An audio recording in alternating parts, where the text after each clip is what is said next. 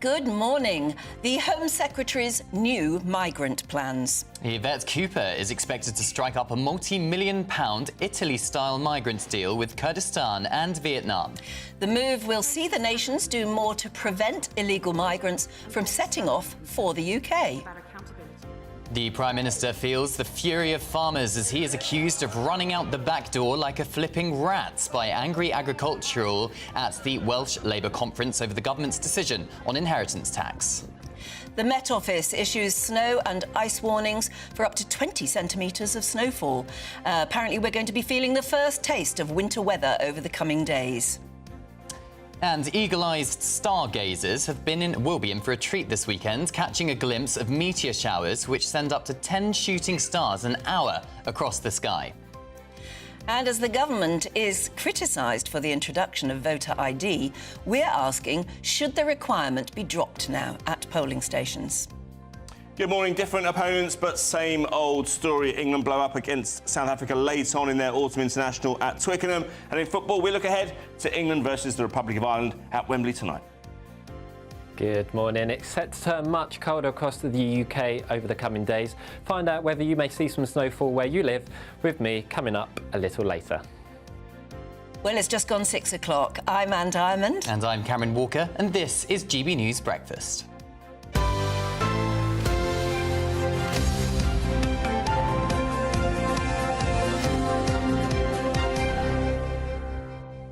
Well, it's lovely to see Cameron back in the studio. Thank you for having me. You've been all over the world in the last few weeks. I have. I've been clocking up those air miles. Yes, Australia, Samoa with the King and the Queen, and of course with Prince William in Cape Town as well. Beautiful weather. Got a bit of an extended summer, Anne. Yeah, you look suntanned as well. Oh, thank It's you. a good look. Yeah. Which part of the world did you enjoy best? Do you know, I think it was Cape Town, because I did not expect to enjoy it as much as I did. The people are lovely. Beautiful weather and such an amazing, perhaps, cause that Prince William was championing as well. Yeah. And I got to go in a shark cage as well, which was Did you? I did. We didn't see that, did we? We didn't. No, that was after Prince William had left. So I didn't realise. You actually got put in a cage and lowered down into the water. Yes, and sharks were swimming around. Yes, locked into a cage. There is an article we've written for a GB News membership on our website. But yes, sharks coming directly towards you. They're pouring chum into the water, so you essentially become the bait. The bait. And they're massive, 3.5 metres, these sharks. What sort of sharks were So they're copper sharks. So they have been known to kill humans. But great white sharks, which I thought we would be seeing, are actually critically endangered in South Africa because of overfishing. So, yeah, no great whites, but it was an amazing experience. Although when that shark cage door shut, I thought, oh, there's no getting out of here. We've seen too many films where they're not strong enough. Yeah. Overfishing. I mean, you're not saying you can stick your rod out and get a great white shark on the end of it, can you? No, not killing not killing the sharks, killing their food. Oh, their food, yeah. To go elsewhere to try and find them. Exactly. What an experience. It was a great experience. Didn't you love Sydney, though? Oh, it was brilliant. Yeah, it's such an amazing city. And you were saying that you spent a number of years there.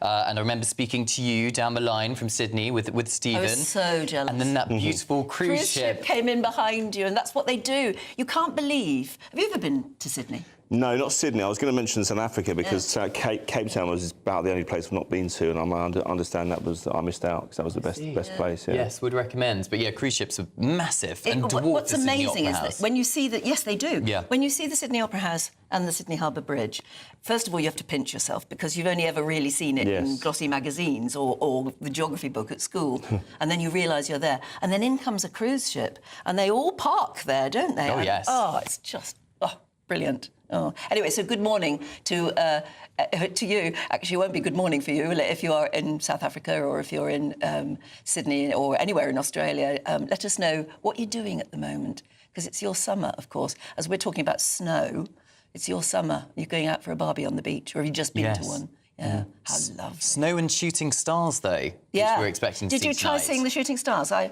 had a look last night, but it was completely overcast where I live. I think when I live in West London, there's so much light pollution, it's impossible to see the night sky. So, no, I didn't see any at all. Well, we've got to keep trying, haven't we? And please send in your pictures if you've managed to capture those shooting stars as well from last night. But I think we're getting a few more tonight as well. Can I tell you one thing that is going to make some people's blood boil?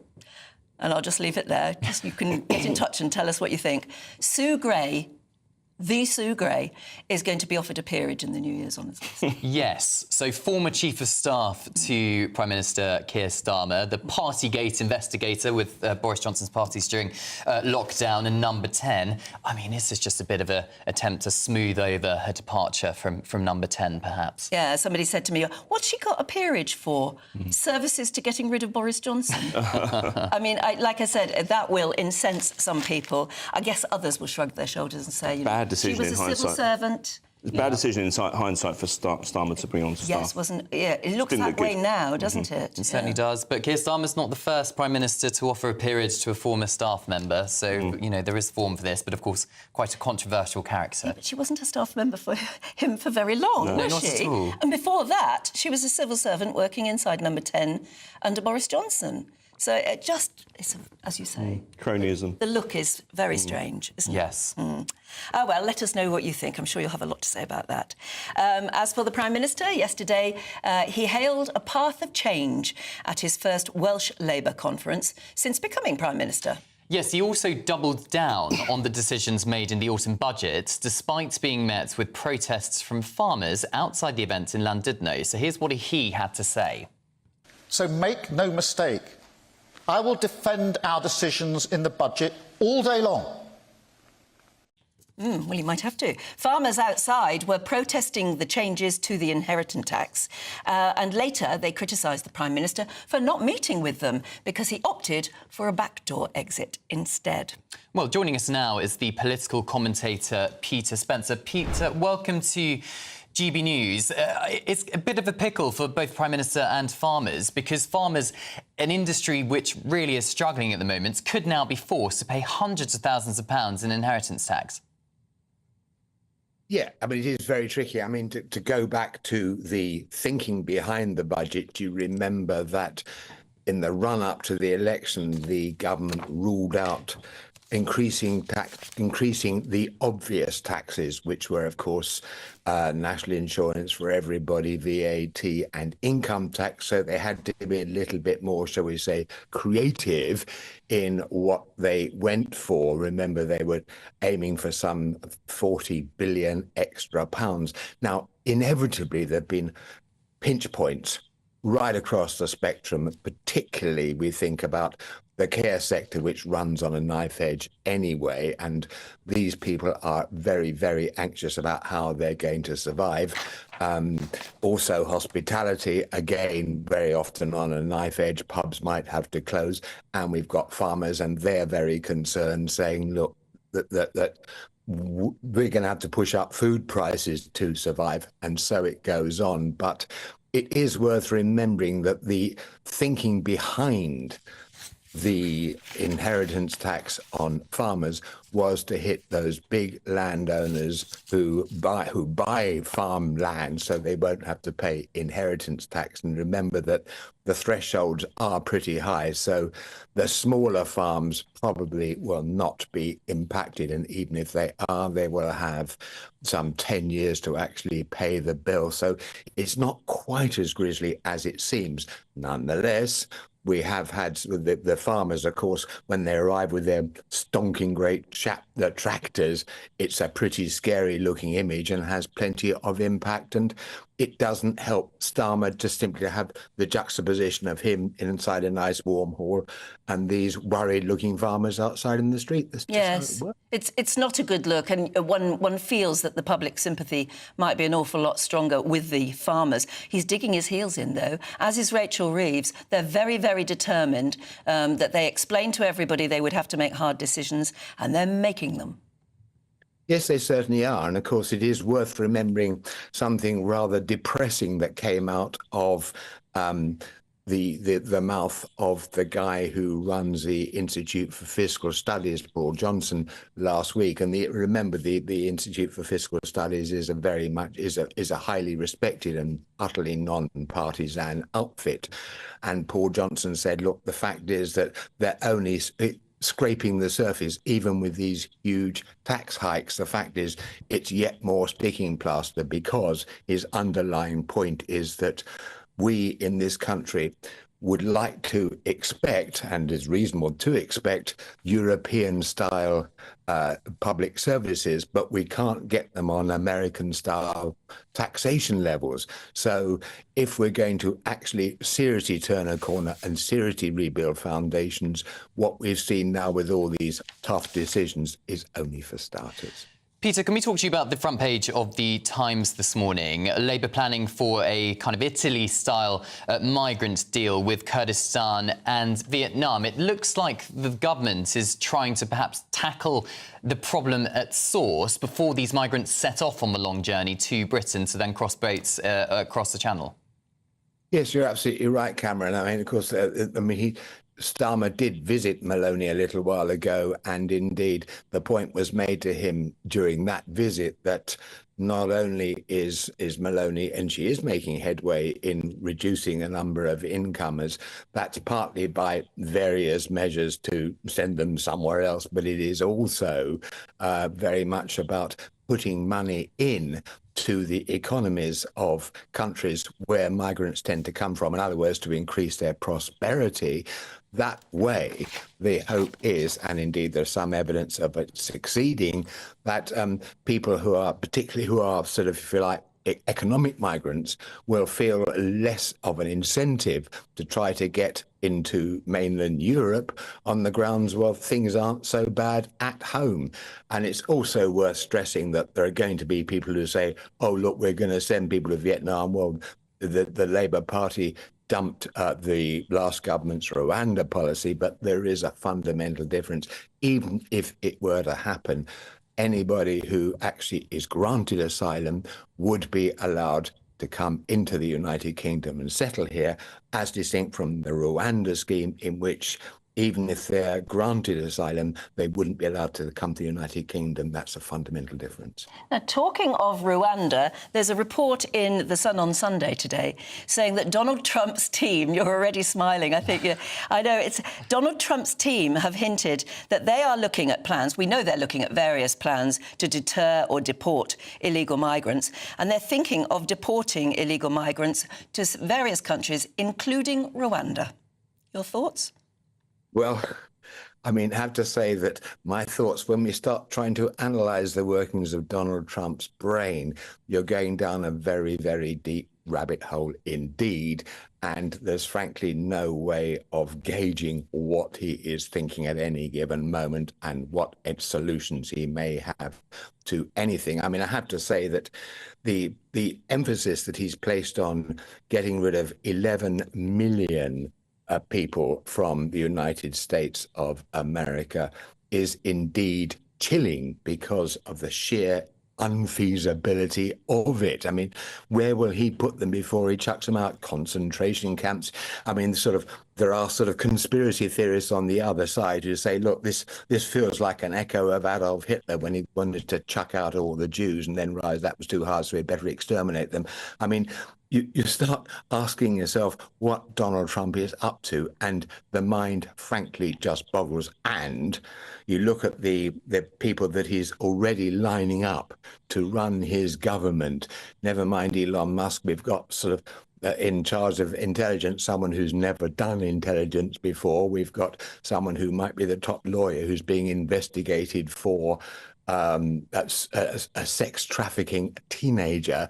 And also on another one of the top people, this guy, this TV presenter, has suggested that he hasn't washed his hands for 10 years because you can't see germs, so they don't exist. I mean, where does it end? Yeah, but the Rwanda policy was one of ours. I mean, one suspects maybe Trump has thought, well, hang on, the British built a big sort of hotel complex for to ship illegal migrants to. Maybe we should just buy it cheap off Rwanda now. I mean, why wouldn't it be a realistic policy since we considered it such?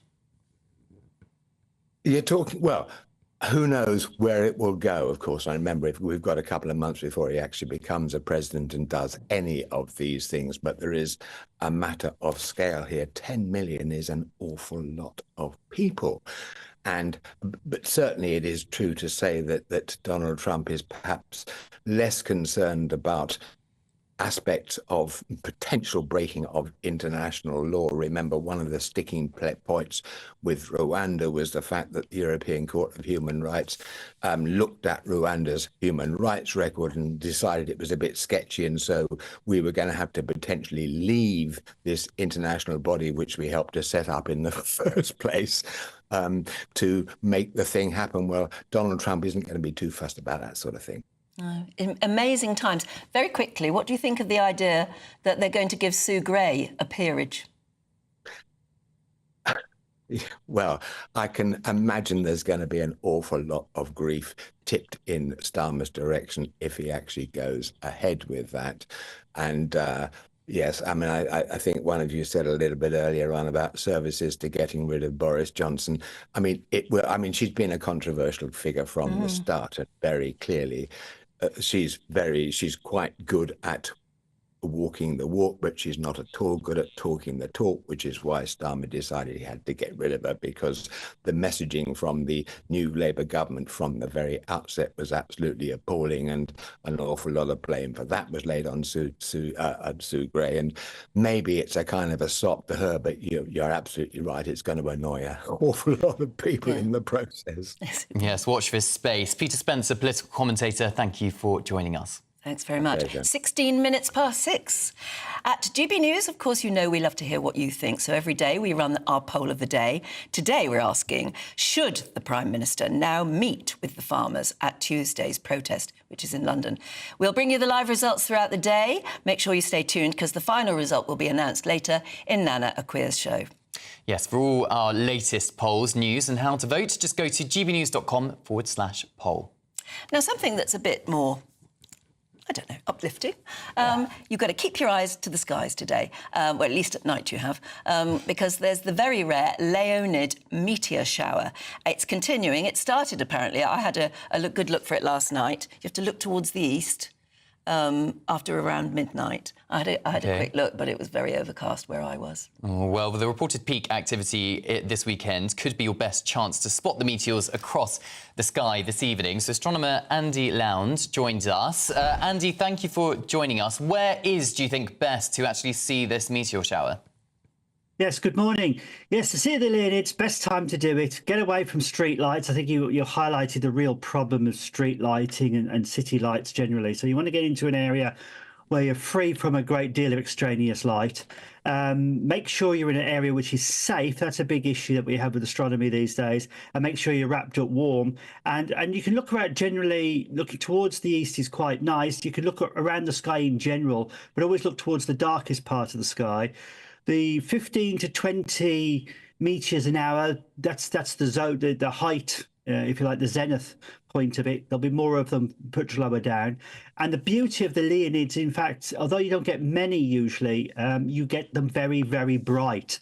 And that's the beauty of it. You get a lot of fireballs with the Leonids, so you've got a good chance of seeing very fast-moving, very bright meteors when they do come, and that's really fantastic. And it's an important meteor shower, Leonids, associated with a comet called Swift-Tuttle. And Swift-Tuttle has an orbit of 133 years, and it's distributed rather dense clouds of material. In 1833, for instance, there was a meteor storm seen over Americas, where it's thought there were over 200,000 meteors an hour, and they thought it was actually, the sky was actually weeping. There was that many. Another storm happened in 1966, and the next sort of storm we might not get probably till the next decade, but probably not on the levels of those. But it is an interesting comet because of the meteor shower, because the comet has distributed very relatively large 20 millimeters pieces of ice and dust, which are very bright when they enter the atmosphere at great speeds. So the things that we call shooting stars are the little bits of debris that come off the comet, yeah? That's correct, yeah. So, and how often does it come round? Yeah, it's a 133-year orbit of this particular comet, and as a comet travels round towards the sun, it heats up. It sublimates, which means the ices go straight to a gas from a solid without going through a liquid phase. They carry with them dust particles as well as icy particles, and that forms the tail. The tail of a comet always points away from the sun, so it flies around the sun, heads outwards again with the tail in front of it.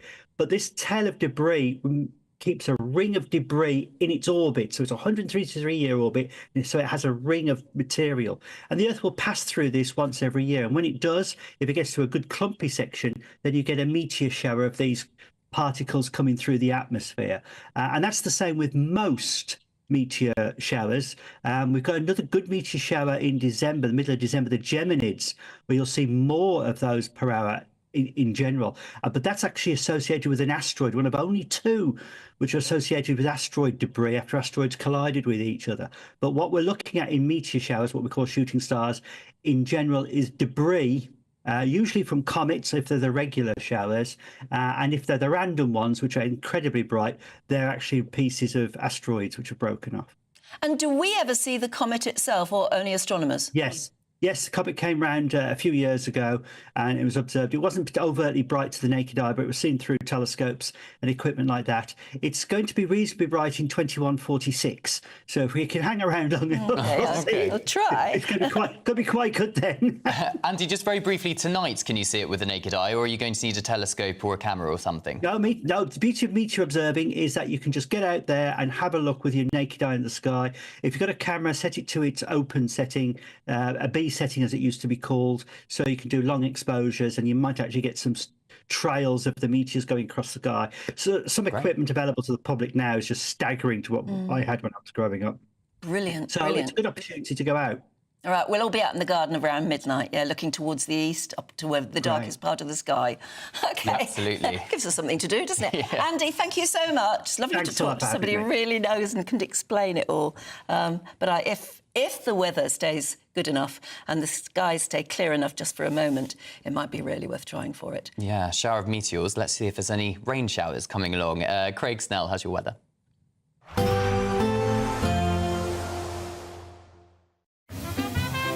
Heavy showers first thing will be followed by a warm, cosy day. Boxed boilers, sponsors of weather on GB News. Good morning, welcome to your latest GB News weather forecast from the Met Office. Looking ahead, certainly turning much colder for all of us. Some rain around too, and that rain will turn to snow in places from time to time. Out there at the moment, though, we do have some sunshine around, especially across eastern parts of the country. Further west, more in the way of cloud, but even here, the cloud will break up in places to allow some brighter spells. Thickest of the cloud up towards Northern Ireland, where that will produce some patchy rain, and that patchy rain will move towards northwestern parts of England and Wales as the day goes on. Some sleet and snow showers also developing later on across parts of Scotland, with the highest temperatures most likely down towards the far south, with highs here reaching 10 to 11 degrees. So the sleet and snow showers continuing across the far north of Scotland during the evening. Even at lower levels, we could just see a dusting, and that will produce some icy patches too. Further southeast towards Northern Ireland, we come back into the cloud and rain, and that rain will spread its way towards the Midlands as we approach Sunday evening. But the far south of England probably remaining dry until the bitter end of the day. But for many parts of England, Wales and Northern Ireland, it's going to be a fairly wet night. Heaviest and most persistent rain probably across central parts of the country. Scotland, however, largely dry for the main bulk of the country, but still the risk of some further sleet and snow affecting the far north of the country, and under the clear skies, a widespread frost developing here. So for many parts of England, Wales and Northern Ireland, it's going to be a bit of a wet start to the new working week. That rain will ease off a tad as the day goes on, but the driest and clearest conditions will be for parts of Scotland. But even here, we will still see a few wintry showers. And as that rain bumps up into the colder air, it will turn increasingly to sleet and snow across the high ground of England and southern Scotland. Highest of the temperatures down towards the far south again, with potentially 13 degrees. Expect a warm front, moving from the kitchen right through to the rest of the house. Boxed boilers, sponsors of weather on GB News. Yeah. Do join us in a few minutes, because Michelle Dewberry will be bringing us a sort of very special interview to mark what is today World Prematurity Day. It's all about having babies that are premature and delicate and vulnerable. But today is World Prematurity Day, and Michelle's been through it, so she'll be telling you her story. Yeah, a really important story. Why go out on a Friday night when Friday night comes straight to your home? Talking about? Join me and my A-team of top pundits. Chemistry tonight is electric. As we tackle the big stories of the day with wit, insight and fearless energy. Man of the people. It's all vibe. Just a filing cabinet on wheels with a tie on. So, order in Friday Night Live with me, Mark Dolan, every Friday at 8, only on GB News, the People's Channel, Britain's news channel. Good Afternoon Britain isn't just about us. The wonderful thing about this programme is it's about everyone watching. It's an interactive programme. Well, there absolutely is something to see here, and we're going to be talking about it more. Whether it's breaking royal news, Will, please bring us up to date, or indeed a particularly punchy speech in the House of Commons. Very, very curious. We bring it to you live, and then we bring you live reaction as well. That's Good Afternoon Britain, weekdays from midday. Only on GB News, the People's Channel, Britain's news channel. Welcome to State of the Nation, daily plunge into the stories shaping our country. I'm Jacob Rees-Mogg, and Monday to Thursday we bring you the insights, the facts, the truth about how our country is being governed. Because what happens in Downing Street matters down your street. Tune in to State of the Nation every Monday to Thursday, 8 to 9 o'clock. Only on GB News, the People's Channel, Britain's news channel. Join me, Camila Tominey, for a frank and honest discussion with those in power that cuts through the spin and gets to the heart of the issues shaping our nation. You haven't confirmed that you want to stand as leader, but you haven't ruled it out either. This report basically says that he's not fit to stand trial. Is he indecisive? Incompetent? I deliver the dose of reality Westminster needs. That's the Camila Tominey Show at 9:30 every Sunday on GB News. The People's Channel, Britain's news channel. Mark Dolan tonight is your weekend dose of news, debate and entertainment. This sounds like a wild conspiracy theory. Don't miss my big opinion. Mark meets at my take at 10. Democracy is a funny old thing. And we don't do boring, not on my watch. I just won't have it. Let's go and get another glass of that bubbly. You've earned it. That's Mark Dolan tonight, Saturday and Sunday, 9 to 11, only on GB News, the People's Channel, Britain's news channel.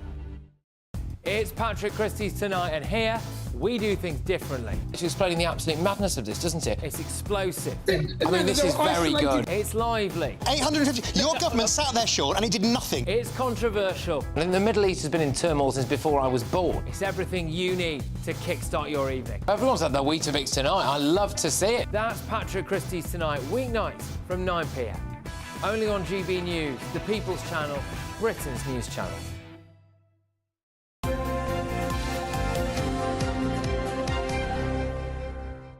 Hello again, 6:27. Now today, as I was saying a couple of minutes ago, is World Prematurity Day, one of the most important days in the year to raise awareness of the challenges and the burden of preterm births. Well, it's a very personal issue for so many families, and GB News' very own Michelle Dewberry, she has more.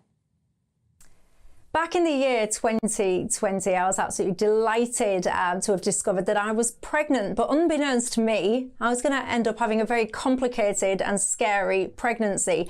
Things went wrong for me, very sadly, at 28 weeks. In IKEA, of all places, but I digress. Anyway, my water broke and I found myself taken immediately to hospital where they tried to bring my baby cesarean at that point, so 28 weeks. It was a very scary, confusing time for me.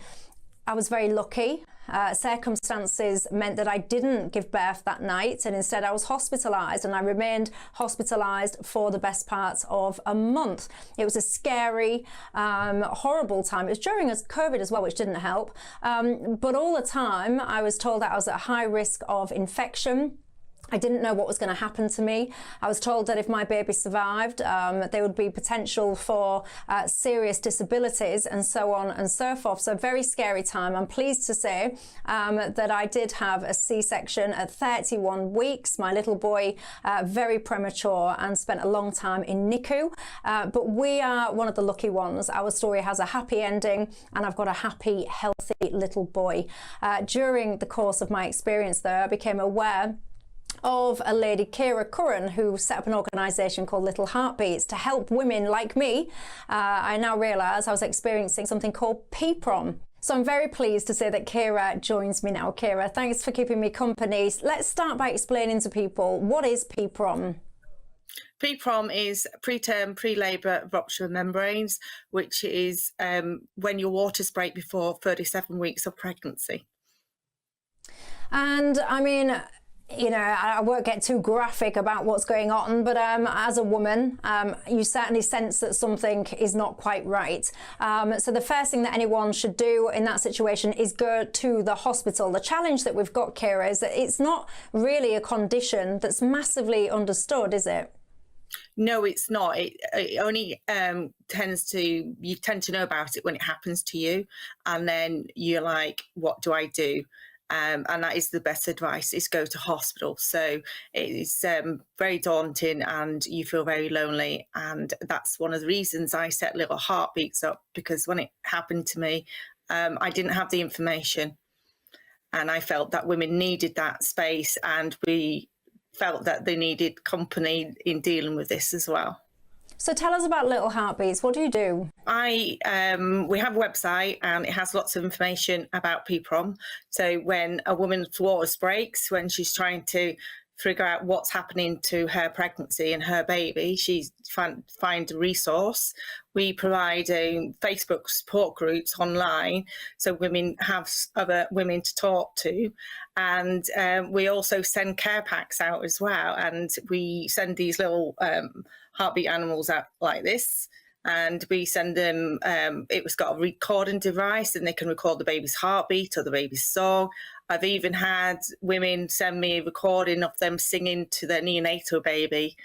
And it's just really something to give them comfort.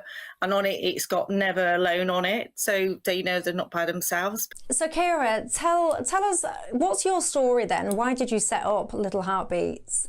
On April the 15th, 2010, I lost my baby daughter, Sinead, and it was only when I got back home that I found out that I had PPROM. Not one medical staff could tell me, and it was the way that it happened. To the phone calls to the hospital, no one understood what was happening, no one could tell me, and I just felt that there was a lack of understanding, and I wanted to give women a space, because I felt very alone. I didn't understand what PPROM was, because no one had actually told me the word. No one could tell me what was happening to me, what my options were. And I just felt that we needed more information. So our website is for women who lose the waters before 37 weeks. We have stories of women who brought home babies. We've got stories of women who sadly didn't bring home the babies. And we have research that we have instigated and done. We have the RCOG guidelines on there too, which we were massively involved with, and we have Facebook groups to support women. I think you're doing a remarkable job, and I know that you're helping women not just in this country but much further afield as well. You should be really proud of yourself. Thank you for sharing your story. I will put the details as well of Little Heartbeats website, so that anyone who needs that help and support can find your resources. But for now, Kira Curran, thank you so much on this Prematurity Day for helping us understand a bit more about PPROM. Thank you. Okay. I must say, I thought I knew about these things, but I'd never heard that term before. But brilliant, and well done, Michelle, for highlighting what I know affects so many people. In fact, if you'd like to support Kira and her charity, you can go to www.littleheartbeats, I think there's a hyphen in between it, littleandheartbeats.org.uk. Anyway, details will be on our website as well. And you're getting in touch about Sue Gray. Oh, yes. Betty says, so Sue Gray to get peerage. Is that going to stop her opening the cupboard and letting out the skeletons? David says, just shows how corrupt the whole system is. Sue Gray with a peerage is to make sure she keeps her mouth shut. So Well, very similar theme there. Paul says Gray's peerage was always going to happen. Yeah, you could have predicted it almost, couldn't you? Indeed. And on farmers as well. Jason says, good morning. I think Sir Keir Starmer should meet with the farmers after the tax issue from the Treasury. It gives the farmers a chance to tell the Prime Minister how it really is, because, of course, the Prime Minister was accused yesterday of scurrying out the back door at the Labour Party conference in Wales. And just to say very briefly, Cameron, at least a couple of people saying already how lovely it is to see you here. Aww. And you're like a breath of fresh air. Oh, well, it's lovely to be here and sit next to TV royalty herself, Anne Diamond, as well. You said it. I won't decry. But sporting royalty will be here in a moment. Aidan will be here to tell us what's going on with the sport. Sunday with Michael Portillo from 11, only on GB News. Serving some of the most talked about food in Chelsea, executive head chef of Number 50 Cheney, Ian Smith, has created a range of menus with a hint of the homeland, using the finest British ingredients sourced by trusted suppliers. Ian Smith was head chef at Jason Atherton's Social Eating House and spent time in the kitchens of the Galvin brothers. Ian joins me now to tell more of the story. Tell me about Number 50 Cheney. Yes, so we are a beautiful restaurant down in the corner of Chelsea on the Embankment with an amazing team. And we really pride ourselves on, being an affordable luxury that people, really are wanting to return to week in, week out. What's the view from your restaurant? We can see the Embankment, the Thames, and Albert Bridge, which is very nice. Very nice. Actually lit up. Very romantic. And tell me a little bit about your philosophy. I was talking there about having a touch of the homeland, British food, seasonal food. Yes. Yeah, I think, for me, great cooking is, with simplicity on finest ingredients, cooked with simplicity, and ultimately, there to be enjoyed through... Yeah, sorry. No, I didn't mean to interrupt you. I was going to say, it starts as a young person's business. You went into it very young, didn't you? 15? Yes. Yeah, so I was 15. I sat in my parents' bedroom, called the Ritz, the Dorchester and Claridge's, and very luckily, a man on the end of the phone, 21 years ago, sent me on to a college course called the Specialised Chef Scholarship. 3 days later, I had a Ritz stamp letter through the post, and off me and my parents went, and luckily I got on the course. And how old were you when you got your first responsibility, would you say? I think the biggest responsibility in my career is today. Leading Number 50 Cheney. GB News, the People's Channel. I'm Christopher Hope. From pop stars to politicians, I'll interview anybody in a pub who's got a political opinion. Join me every Friday on Spotify, Apple Podcasts, YouTube or gbnews.com, or wherever you get your podcasts. This is GB News, the People's Channel. Every Saturday, 10 till 12, we'll bring you all of the news that you need to know. We'll also remind you that there is so much to smile about. It's my favourite time of the week. I get to relax, enjoy some light-hearted stories, and let Ellie teach me about fashion too. That's Saturday Morning Live, every Saturday, 10 till 12. Only on GB News, Britain's news channel. We're proud to be GB News, the People's Channel. And as you know, we always love to hear your views. Now, there's a new way of getting in touch with us at gbnews.com/your say. By commenting, you can be part of a live conversation and join our GB News community. You can even talk to me, Bev Turner, or any of the members of the GB News family.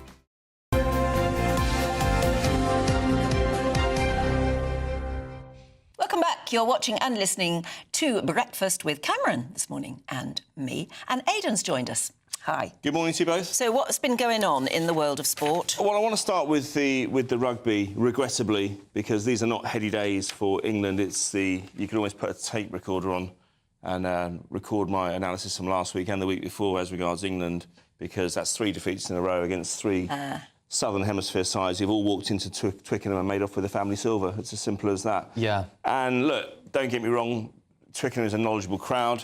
They won't have expected England to roll over South Africa yesterday. They are the world champions. They beat England last year in the semi-final. These are elite opponents, but they did not play well themselves, South Africa. England had chances, and they could have made things interesting. South Africa, the players, didn't even celebrate the win afterwards. That's this endemic of the fact that they didn't rate their own performance. But they don't have to do much to beat England these days, sadly, unfortunately.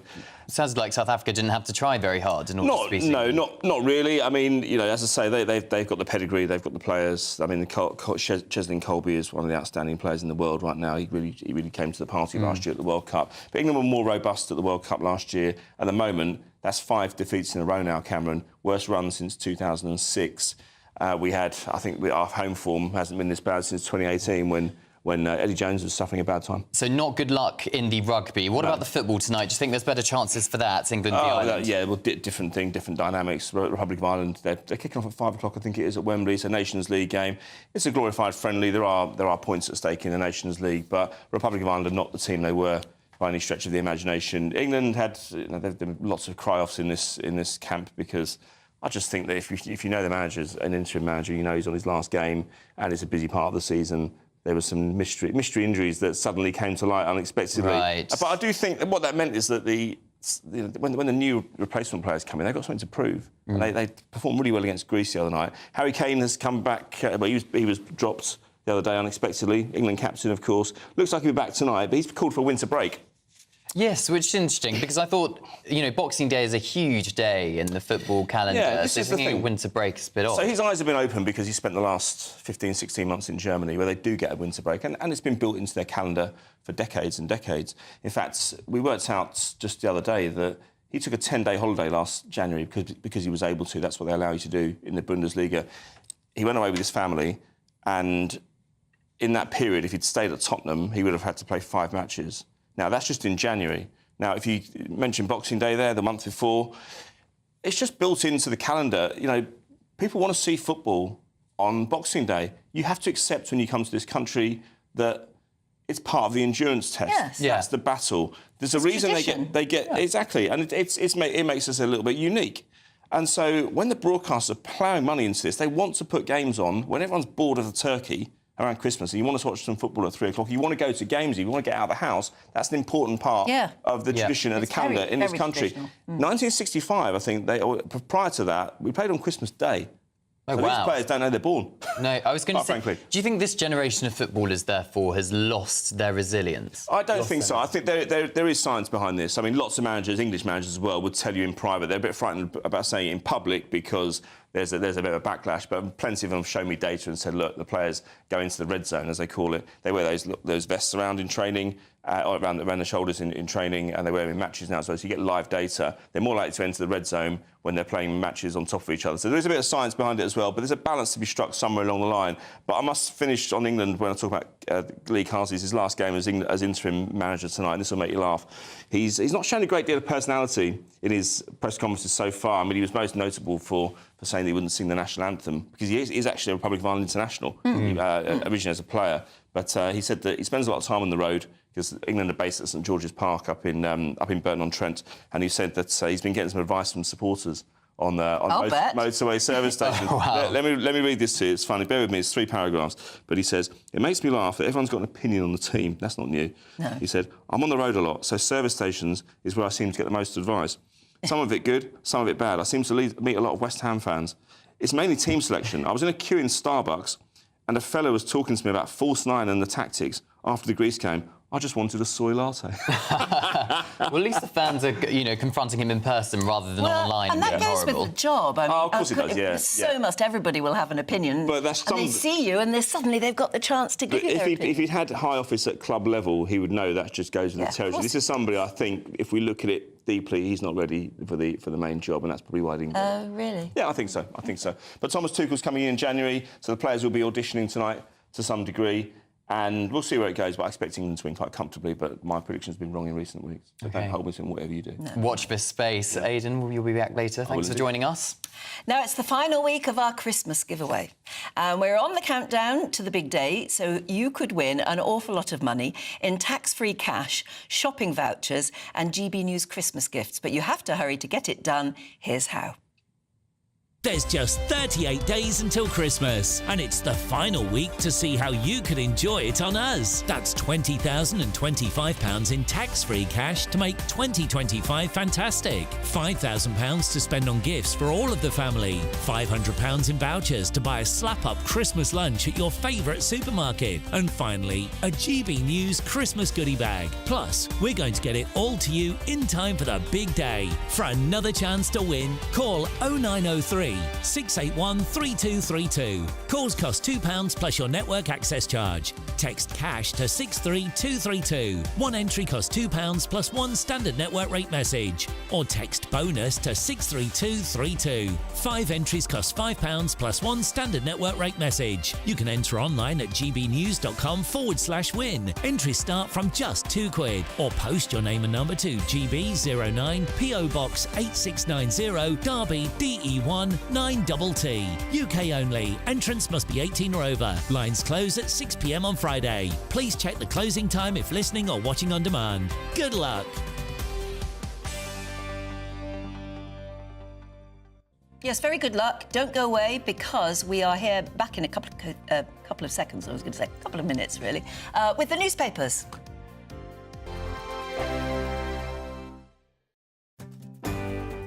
I'm Michael Portillo. This is GB News, the People's Channel, Britain's news channel.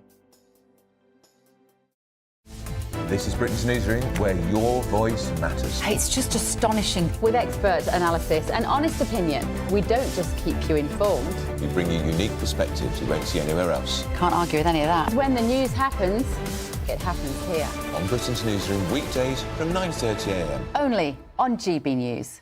Headliners. Tomorrow's papers tonight, every night from 11 p.m. The Daily Mail now, Josh, and pub landlords have to worry about more than the optics when it comes to offensive banter, Yeah, it this seems. is a really big story and important. Pub landlords could have to become banter cops to stop themselves being sued by staff offended by comments from customers under workers' rights reform. So, Labour, when they were part of their election process, they were like, we're going to reform workers' rights, and that all sounds good on paper, but there were issues in terms of how might it affect employees and fear from employees costing them more money. One of these things that they're sort of pushing through, though, is that in the Equality Act of 2010, part of the issue was that if you were offended at work or someone said something sexist or racist, something that affected you, the employer had to take some sort of, they had three chances to kind of take action. Yeah. Now, the employer should have taken action already. So employees can sue employers. Now, this has a big impact on us because we're comics and we perform in venues. And if some of the bar staff hear a joke that they don't like, then they can sue their employer, potentially, under this legislation. So it's not punters?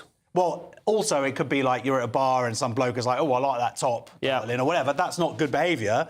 But the point is now that employee could sue their employer. So, because, I mean, the sort of scenario I was imagining was that a barmaid was being maybe sexually harassed or That's something. what they're focusing in this article, but other articles have gone down the free speech route. Okay. And also venues and universities having lectures. We saw it at, in Edinburgh Fringe Festival and Sadowitz. He had a show cancelled not because of any punters, but because two of the 18-year-olds were working. They were upset by his There was a wedding. bar in Brighton, wasn't there? There was a story we covered a few weeks ago. A bar in Brighton threw some people out because... exactly. They had turfs on the... turfs. Yeah. GB News, the People's Channel.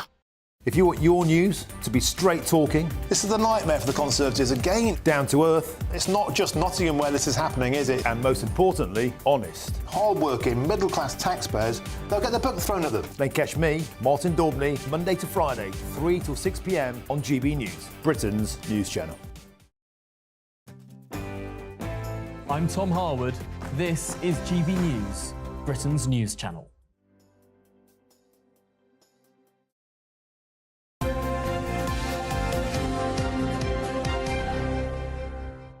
Hello again. Time for a quick sip of coffee, and then we're on with it now because we're looking through the newspapers with Emma Wolfe and Andrew Eborn. Lovely to see you both. Lovely to see Let's you. get stuck in because funnily enough, there's plenty of interesting stuff. Yes.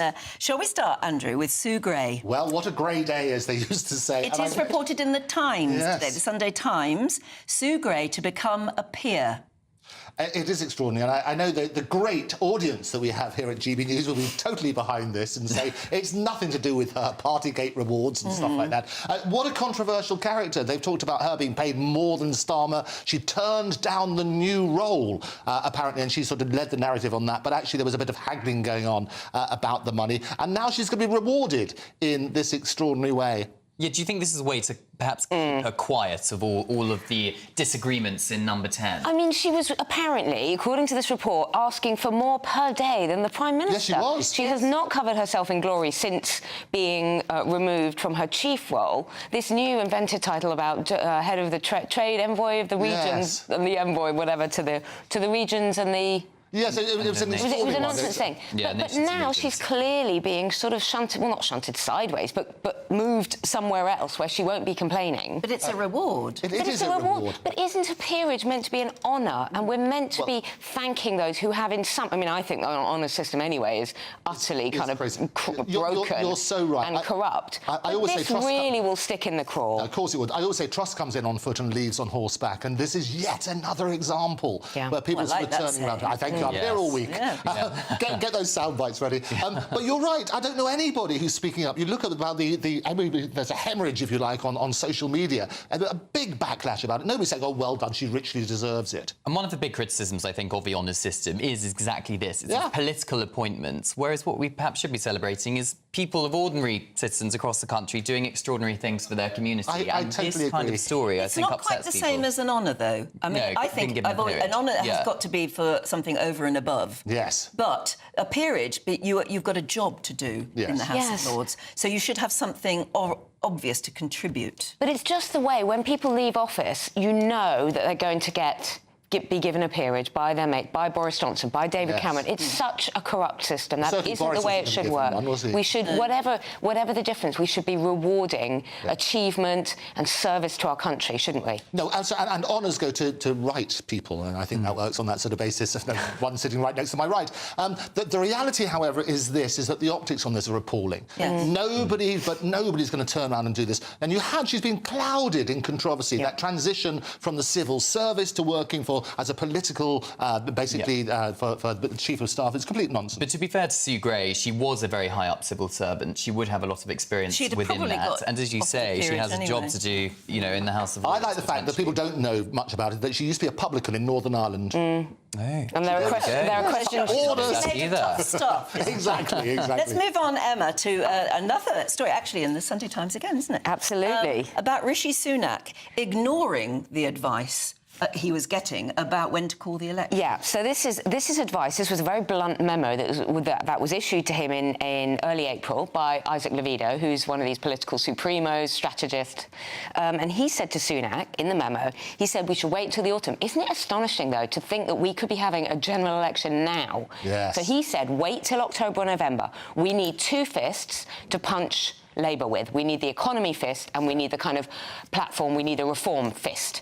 We will be in a much better position in the autumn. Sunak apparently had enough of it. He just said, right, that's it, we're going to go, and look what happened. The Tories lost 2/3 of their MPs, the biggest electoral defeat in history, effectively, for the Tories. People say it was a surprise, but I always predicted there was always those sort of 5 points that every time Rishi used to talk about, one of which was obviously the economy. And I predicted as soon as they're going to hit, the inflation will be less than half of 11% when he said it. It was an easy one to predict. It was about 2% when he came out and said, we're going to do this on July the 4th. I thought that'll be the moment that he did it, and I sort of said that on this very platform. So I think it is good. It was, I don't know how much more of a crashing defeat it would have been, but actually getting them in early and then winning next time around. I mean, if you held the election today, Starmageddon is not looking too good, is it? But would we really need the stress of having the US election at pretty much the same time as the UK election? Of course, and those were going to collide. But really, what was the stress of the US election? We all just watched in amazement as many of us predicted that Trump would win, and he did, and it was a glorious victory for common sense. It wasn't actually... Yeah, there was a lot of coverage. But do you think that would have affected the result of the UK It's so hard because I think it's been such a disaster, an unmitigated 3 or 4 months of really bad news from Labour. So it's very hard now to imagine that Labour weren't in power. Where would the Tories be now? You're sort of doing a double game there. I think Kevin makes a great point, because I think actually it would have benefited them greatly. Trump and Elon, my best mate ever, they're working on that. So they're basically mocking the UK now with this like whole Rwanda thing, which you talked about. They're sort of saying, well, we're going to send them there if you didn't manage to do it. So no, I think they would have done better had they waited. The benefit of hindsight, however, is you still got problems about small boats, which was the other issue.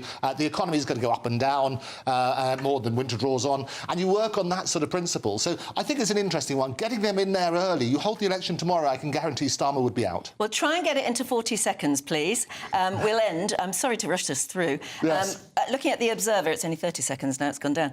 Patriotic. Oh, this is what they're saying. Fish and chips. You've got to do this. How should we celebrate the 80th VE Day? Yes. And what they're saying is fish and chips, and we should all be singing as well, working on I vow to thee, my country. That's what they're saying. Beautiful. But people are backing and saying we don't want that. We want it to be diverse and so on and so forth. And therefore, chicken tikka masala, which is our second national dish. All right. What should we be singing? What should we be eating on the 80th VE Day? Let us know your opinion. We'll see you again. Looking forward to it. Not such a long time. Right now, here's the weather.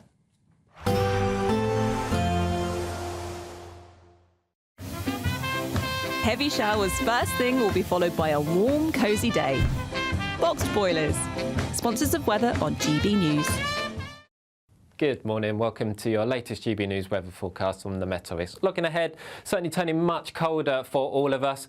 Some rain around too, and that rain will turn to snow in places from time to time. Out there at the moment, though, we do have some sunshine around, especially across eastern parts of the country. Further west, more in the way of cloud, but even here, the cloud will break up in places to allow some brighter spells. Thickest of the cloud up towards Northern Ireland, where that will produce some patchy rain, and that patchy rain will move towards northwestern parts of England and Wales as the day goes on.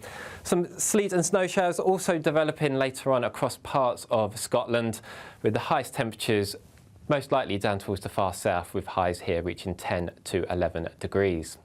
So the sleet and snow showers continuing across the far north of Scotland during the evening. Even at lower levels, we could just see a dusting, and that will produce some icy patches too.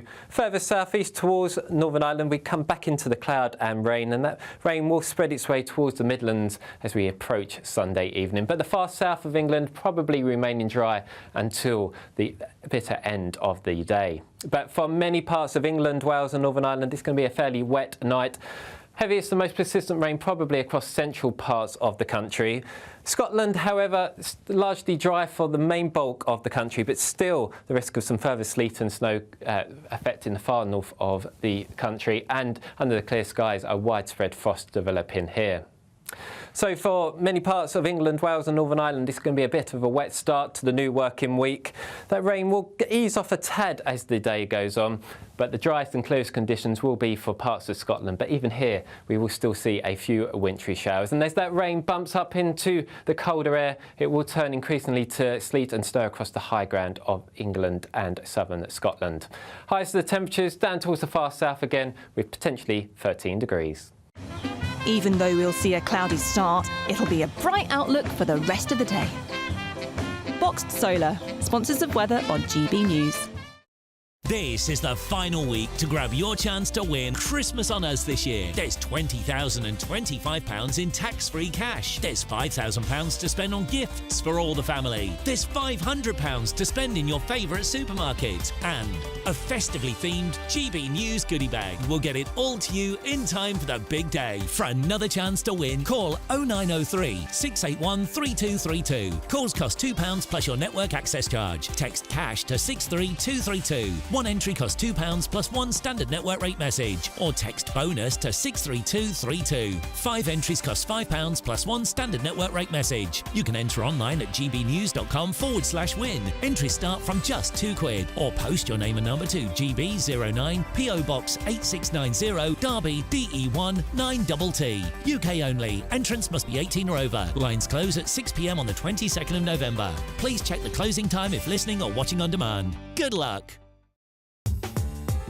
I'm Christopher Hope. From pop stars to politicians, I'll interview anybody in a pub who's got a political opinion. Join me every Friday on Spotify, Apple Podcasts, YouTube or gbnews.com, or wherever you get your podcasts.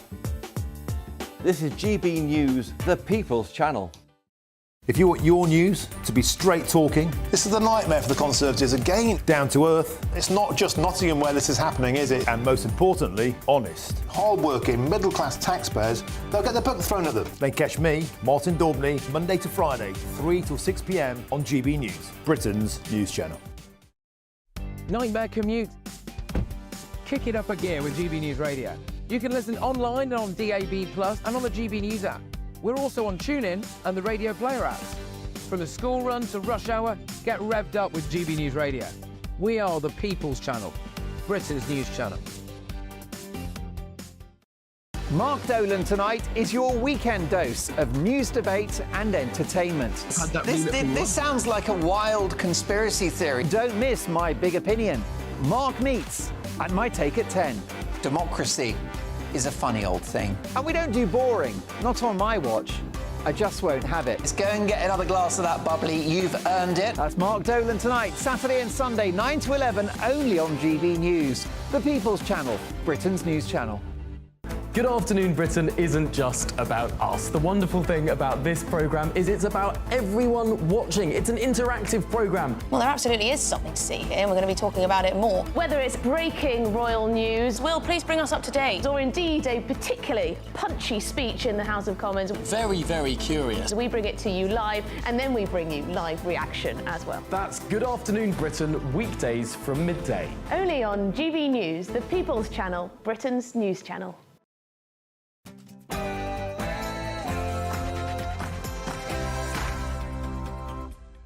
A very good morning to you. You're watching Good Morning here on GB News with me and Cameron this morning. And what's the time? It's already 7 o'clock. Now we're looking at the Home Secretary's new migrant plans. Yes, Yvette Cooper is expected to strike up a multi-million-pound migrant deal with Kurdistan and Vietnam. Yeah, the move will see the nations do more to prevent illegal migrants from setting off for the UK. The Prime Minister feels the fury of farmers as he is accused of running out the back door like a flipping rat by angry agricultural workers at the Welsh Labour conference over the government's decision on inheritance tax. The Met Office issues snow and ice warnings for up to 20 centimetres of snowfall because we're going to be apparently feeling the first taste of real winter weather over the coming days. Yes, and eagle-eyed stargazers have been in for a treat this weekend, catching a glimpse of a meteor shower, which sends up to 10 shooting stars an hour across the sky. And as the UK government is criticised for the introduction of voter ID, we're asking, should the requirement be dropped now at polling stations? Good morning. England head coach Steve Borthwick says he retains the full backing of the RFU despite his side falling short against South Africa, which meant a fifth successive defeat. And in football, we look ahead to England v Republic of Ireland at Wembley tonight. Good morning. It's set to turn much colder across the UK over the coming days. Find out whether you may see some snowfall where you live with me coming up a little later.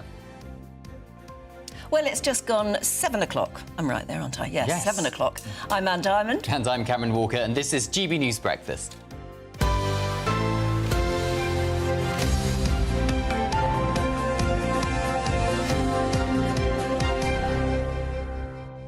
Now, we were talking earlier because Cameron has joined us and you've been all over the world just recently following, well, it's the royals, really, you've been following around the globe. I have, yes. They certainly have been out and about.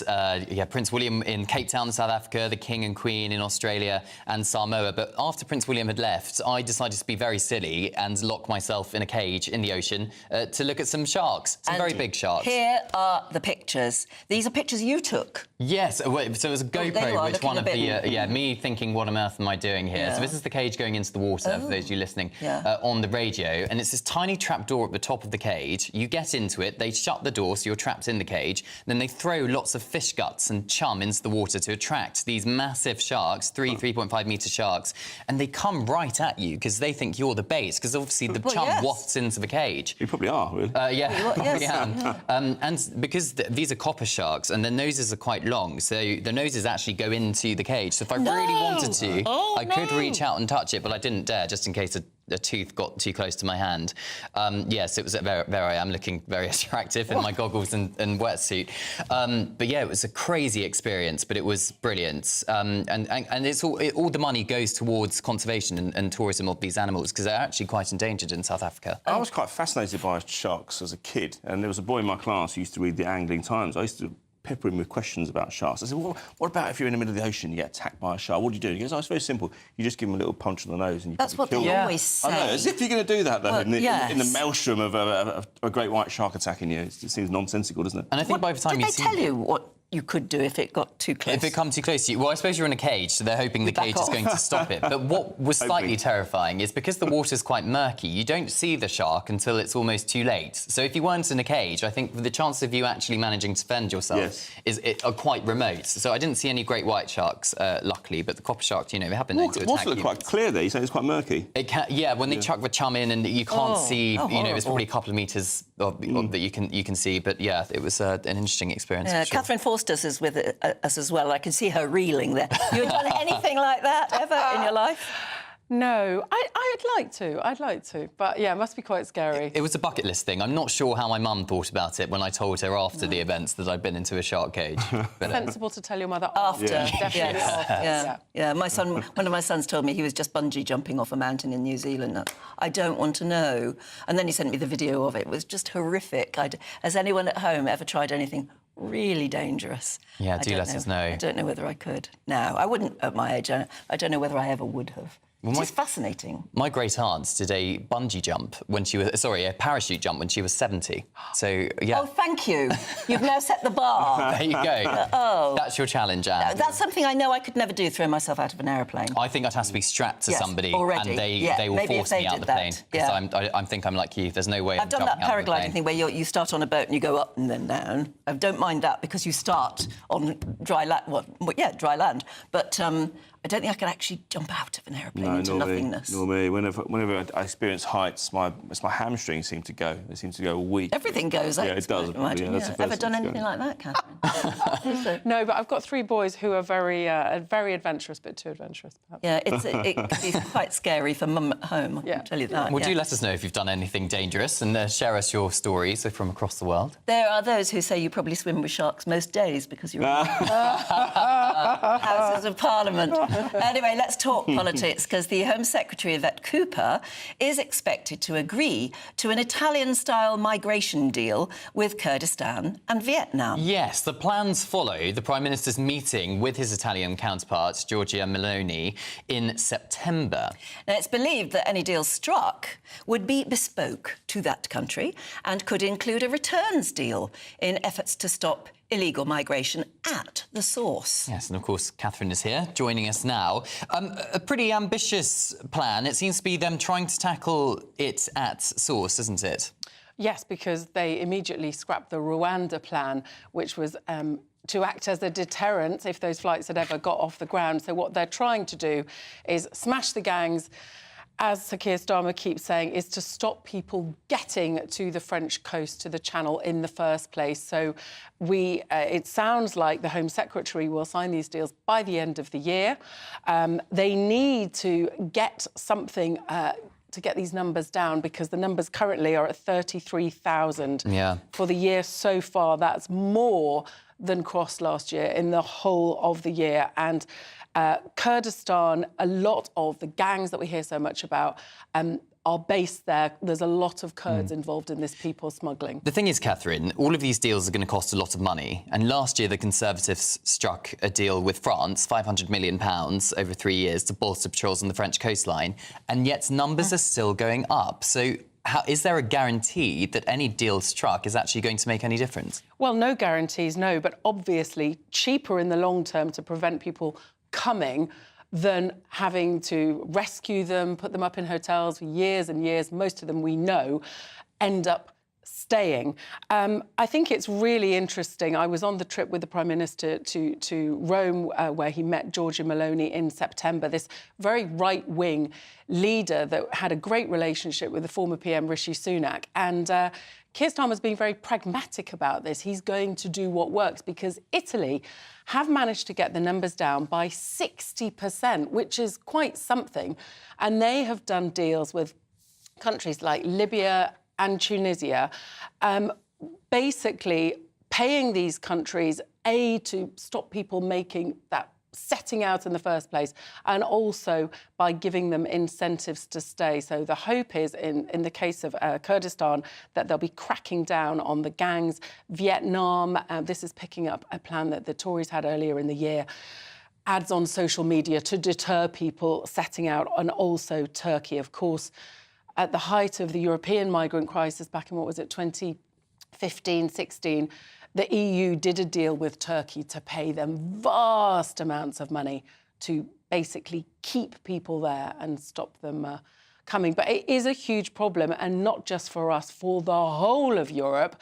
And also news today that the President-elect Donald Trump is considering Rwanda. Remember Rwanda, Germany has also been looking at it because, of course, the incoming president has got elected partly on cost of living, but also partly saying, no, we are going to deport people. We are not having loads of people coming into this country illegally. So it'll be fascinating to see if they actually can pursue that one.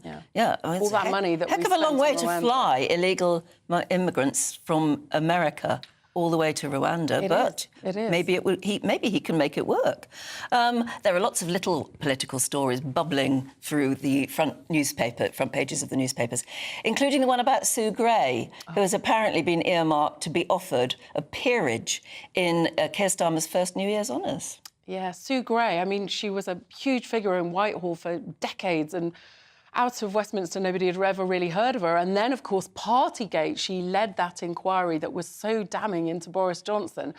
And then there was general astonishment when she became Sir Keir Starmer's Chief of Staff. But since the election, things haven't gone well for her. Of course, the government had a very, very rocky start. And there was a turf war going on between her and Morgan McSweeney, who has won that turf war. He is now the Chief of Staff, running the show in Number 10. Sue Gray was given this role, head of nations. She's going to be sort of regions, envoy. Nobody knew what it was. Supposedly, she took a break. The break got longer and longer. We've been asking for weeks. Any news on Sue Gray? Finally, we heard that she's not coming back, and now it seems, lo and behold, that she's going to get a peerage, be put in the House of Lords. Fascinating, isn't it? Because, of course, Sir Keir Starmer for a long time said that if he became Prime Minister, Labour would get rid of the House of Lords.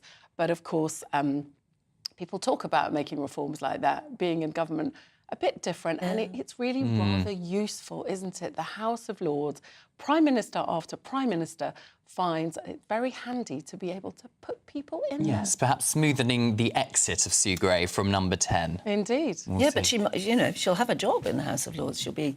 Will she be a Labour peer? Well, you get something like £300 a day just for showing up. Clocking in.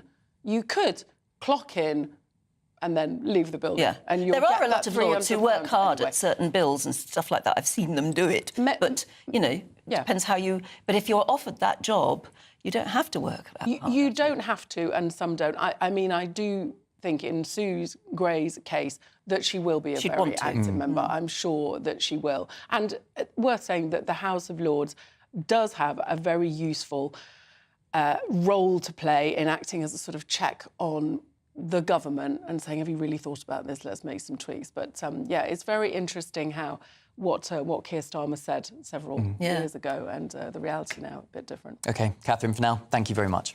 12 minutes past 7. Yes, he's a busy man, Sir Keir Starmer, because yesterday he hailed a path of change at his first Welsh Labour conference since becoming Prime Minister. He also doubled down on the decisions made in the autumn budget, despite being met with protests from farmers outside the events in Llandudno. And here's what he had to say. So make no mistake, I will defend our decisions in the budget all day long. Well, farmers outside weren't that impressed. They were protesting the changes to the inheritance tax laws, and they later criticised the Prime Minister for not meeting with them as he opted for an exit through the back door. Yes, well, joining us live from Warwickshire is farmer Charles Goseby. Charles, welcome to GB News. What did you make of the Prime Minister leaving via the back door yesterday and not actually engaging with farmers directly? I wasn't surprised in the slightest. I think all the way through this, we've just seen cowardly acts by everybody that's in government. They now, I'm sure, realise that their figures are wrong. We've got the evidence to show that they're wrong, but they're just burying their head in the sand. They don't want to admit it. They're just, I don't know. Keir Starmer and Rachel Reeves have said that they're just going to keep trying to explain that it's not an unfair law or change, and that actually it won't affect small family farmers, and you're just not understanding or wanting to understand the nitty-gritty of it. So let me explain. They've based their figures purely on agricultural relief in the year 2021 to 2022. And in that year, there were 1,730 claims for inheritance tax relief, agricultural relief. And based on those figures alone, 73% of farmers would not be affected.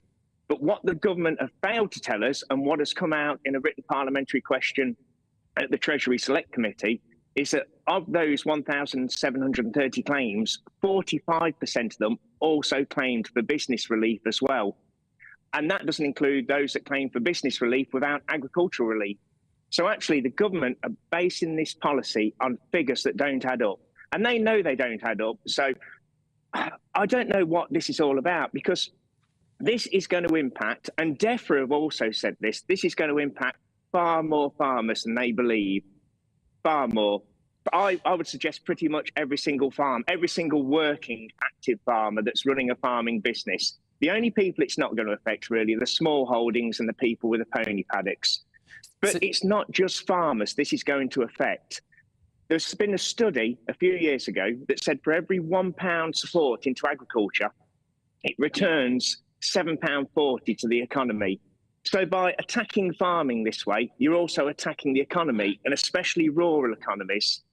So, Charles, we've also heard that food prices are going to go back up on the back of this policy. Supermarkets have said that. Farmers are saying that. So the people this is going to hurt, it's not just farmers. It's going to be the general population. It's going to be businesses. And it's going to be the poorest people in population, the people Labour say they stand up for.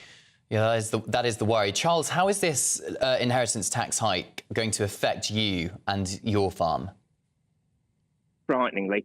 My father is a first-generation farmer. He actually moved from a rented terraced house in the middle of town when he was a young man and took on his dream. So he took on a 32-acre council holding. He managed to buy 2 cows by cashing in my grandfather's insurance policy and selling my grandmother's prize Welsh dresser. And then he took finance out to buy another 4 cows. So we're not a wealthy landowning background. We're not a farming dynasty.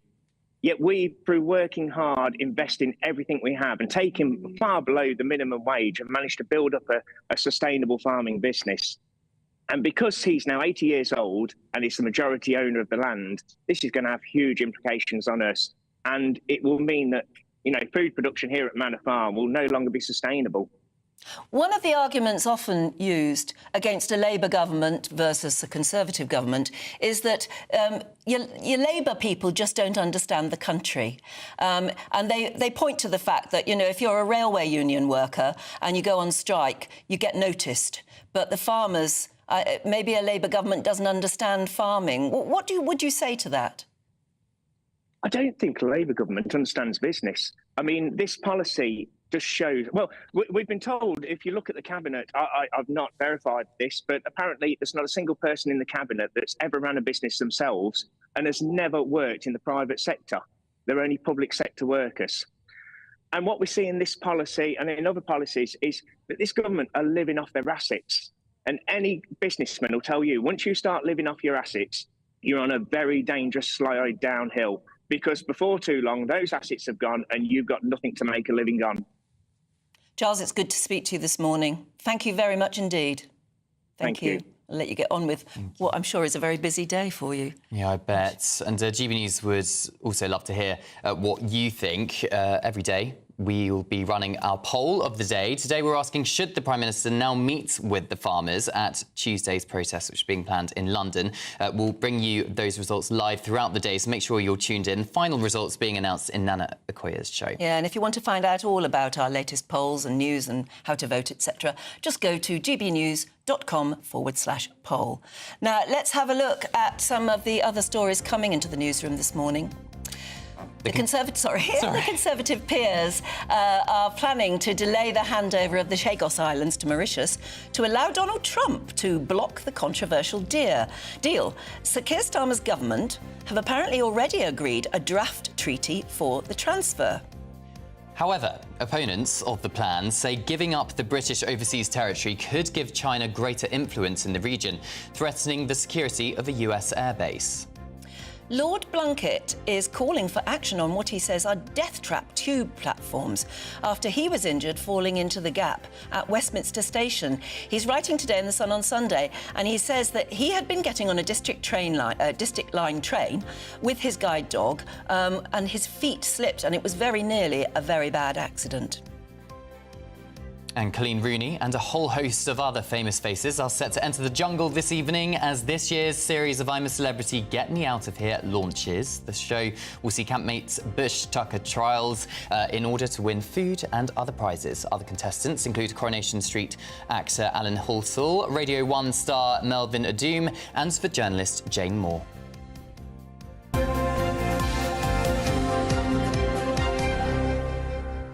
We'll all be glued, won't we? We will. Let's get to your weather now with Craig Snell.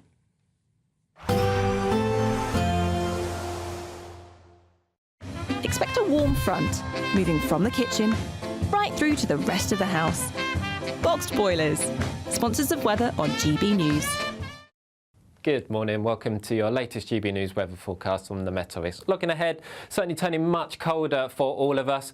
Some rain around too, and that rain will turn to snow in places from time to time. Out there at the moment, though, we do have some sunshine around, especially across eastern parts of the country. Further west, more in the way of cloud, but even here, the cloud will break up in places to allow some brighter spells. Thickest of the cloud up towards Northern Ireland, where that will produce some patchy rain, and that patchy rain will move towards northwestern parts of England and Wales as the day goes on. Some sleet and snow showers also developing later on across parts of Scotland, with the highest temperatures most likely down towards the far south, with highs here reaching 10 to 11 degrees.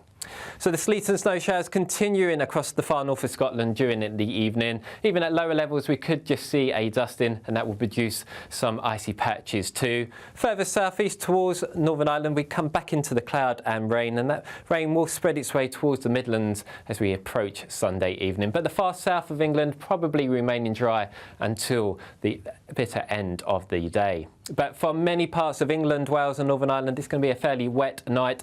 Heaviest and most persistent rain probably across central parts of the country. Scotland, however, largely dry for the main bulk of the country, but still the risk of some further sleet and snow affecting the far north of the country, and under the clear skies, a widespread frost developing here. So for many parts of England, Wales and Northern Ireland, it's going to be a bit of a wet start to the new working week.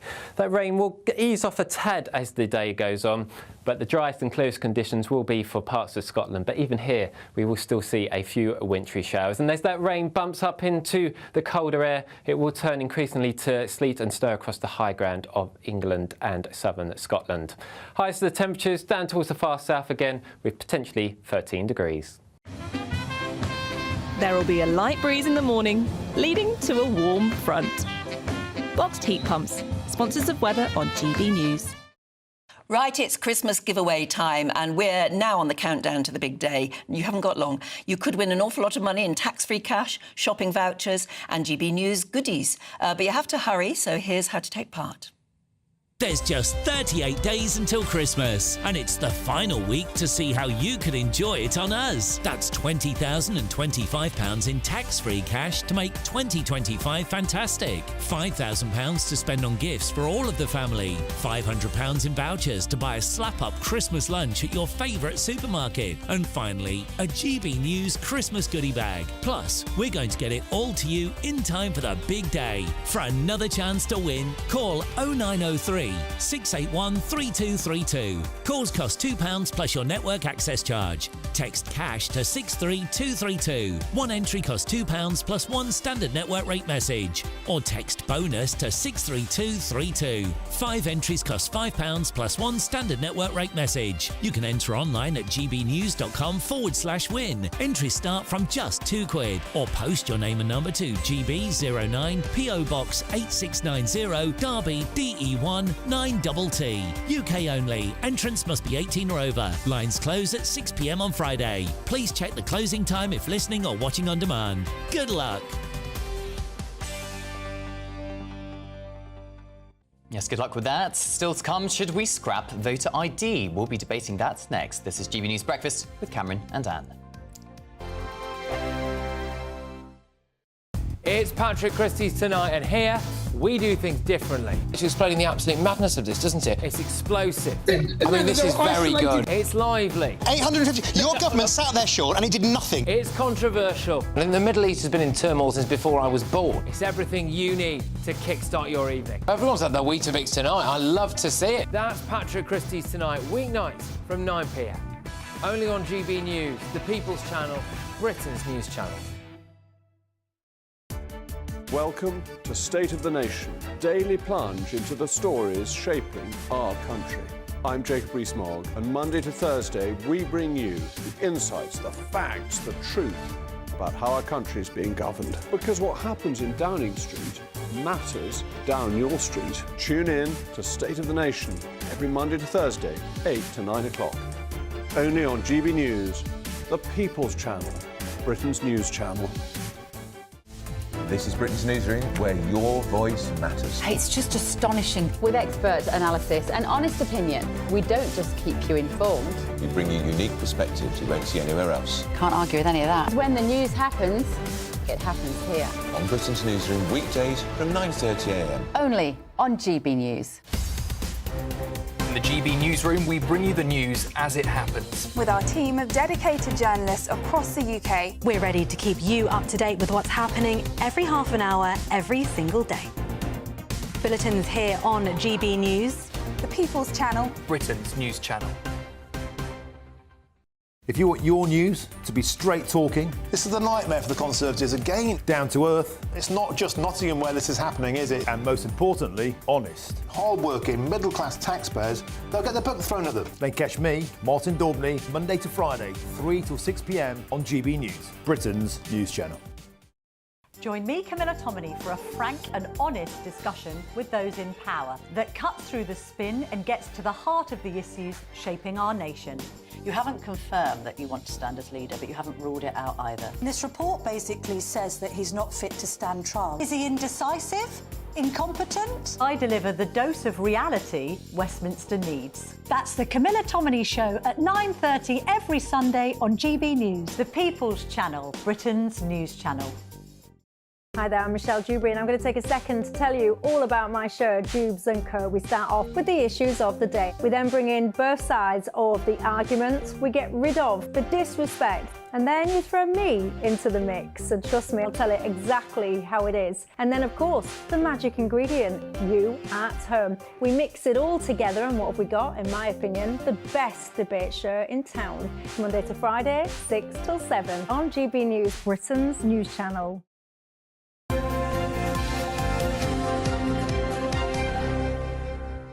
7:26, welcome back. You're watching and listening to Breakfast with Cameron this morning and Anne. Yes, good morning. The government is facing calls to eliminate the requirements for voters to present ID at polling stations, a measure criticised by an SNP minister as a barrier to participation in the democratic process. So does voter ID do more harm than good?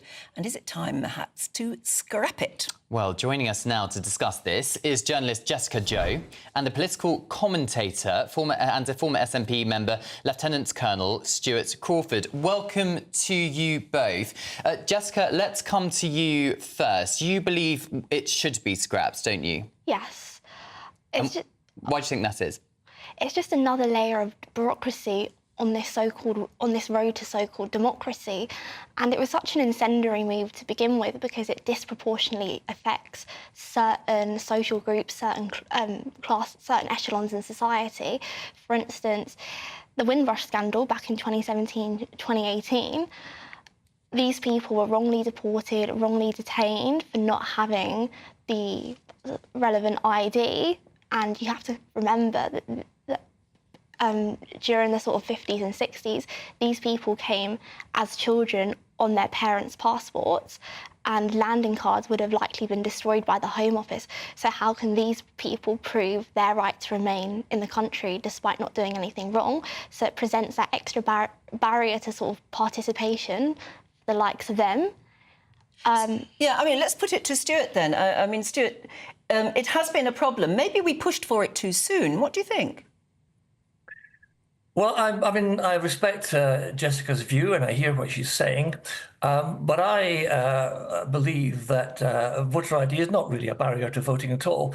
It's only used in general elections in the UK, not in, as I understand it, local elections or regional elections, if you'll allow me to call the Scottish Parliament elections that. For which I'll get a lot of stick, by the way. But I don't think it's a barrier. The statistics seem to bear out that possibly as many as 4% of the population are dissuaded from voting because they have to produce some sort of ID. And there are civil liberty arguments about privacy, etc., etc. But I think we've got to face up to the fact in the modern age that if you own a smartphone or if you own a laptop, you've given up your civil liberties already because people know exactly what you're doing and what you're about. So I think that's a weak argument. And the fact that it's been presented by the SNP this weekend or this week, I think is a distraction from their other problems. The major one of which broke yesterday is that they're going to have to sack nearly half their headquarters staff to save money. So I think it's a distraction. I think it's a weak argument. And I think that anyone with a civil responsibility should be quite happy to present photograph ID at the polling booth. Jessica, you need ID to buy alcohol if you look a certain age. You need ID to get on a plane. So a vast majority, perhaps, of adults in the United Kingdom do have access to some form of identification. How much does the small percentage who don't have access to ID, how does that really affect their rights to vote? And would that really make a big difference in terms of the national voting results in the general election? I think it's more the ethos behind it. It's this added requirement on top of having to present your polling card to the polling station. It just seems to be more red tape to navigate when we're trying to achieve democracy, when we're trying to sort of preclude the possibility of any electoral disenfranchisement. And yes, you need relevant ID to buy alcohol, to buy fireworks, whatever your chosen vice is. But what if your passport expires all of a sudden and it's not going to come back in time for the relevant election? I mean, we know, Stuart, don't we, that it confused a lot of people in the last election, and that if you've got a bona fide polling card, shouldn't that be enough?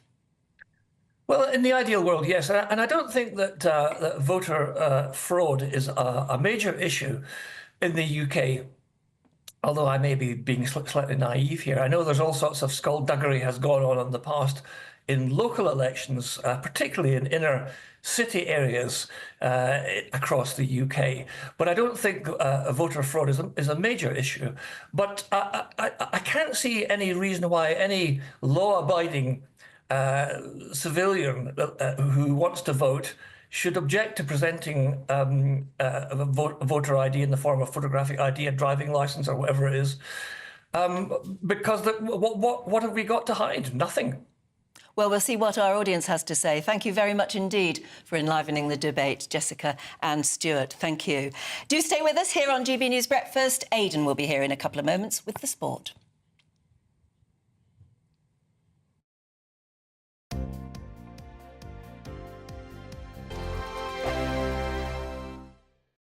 Mark Dolan tonight is your weekend dose of news, debate and entertainment. This sounds like a wild conspiracy theory. Don't miss My Big Opinion. Mark Meets, and my take at 10. Democracy is a funny old thing. And we don't do boring, not on my watch.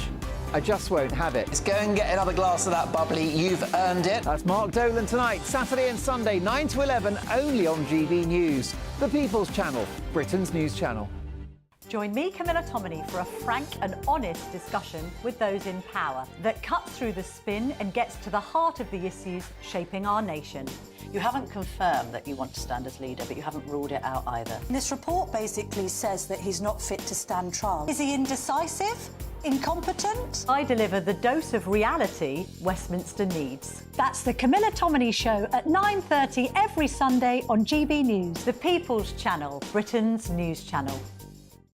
Hi there, I'm Michelle Dewberry, and I'm going to take a second to tell you all about my show, Jubes & Co. We start off with the issues of the day. We then bring in both sides of the arguments. We get rid of the disrespect, and then you throw me into the mix. And trust me, I'll tell it exactly how it is. And then, of course, the magic ingredient, you at home. We mix it all together, and what have we got? In my opinion, the best debate show in town. Monday to Friday, 6 till 7 on GB News, Britain's news channel. Why go out on a Friday night when Friday night comes straight to your home? Talking about? Join me and my A-team of top pundits. Chemistry tonight is electric. As we tackle the big stories of the day with wit, insight and fearless energy. Man of the people. It's all vibe. Just a filing cabinet on wheels with a tie on. So, order in Friday Night Live with me, Mark Dolan, every Friday at 8, only on GB News, the People's Channel, Britain's news channel. Welcome to State of the Nation, daily plunge into the stories shaping our country. I'm Jacob Rees-Mogg, and Monday to Thursday we bring you the insights, the facts, the truth about how our country is being governed. Because what happens in Downing Street matters down your street. Tune in to State of the Nation every Monday to Thursday, 8 to 9 o'clock. Only on GB News, the People's Channel, Britain's news channel. Good Afternoon Britain isn't just about us. The wonderful thing about this programme is it's about everyone watching. It's an interactive programme. Well, there absolutely is something to see here, and we're going to be talking about it more. Whether it's breaking royal news, Will, please bring us up to date. or indeed a particularly punchy speech in the House of Commons, Very, very curious. we bring it to you live, and then we bring you live reaction as well. That's Good Afternoon Britain, weekdays from midday. Only on GB News, the People's Channel, Britain's news channel.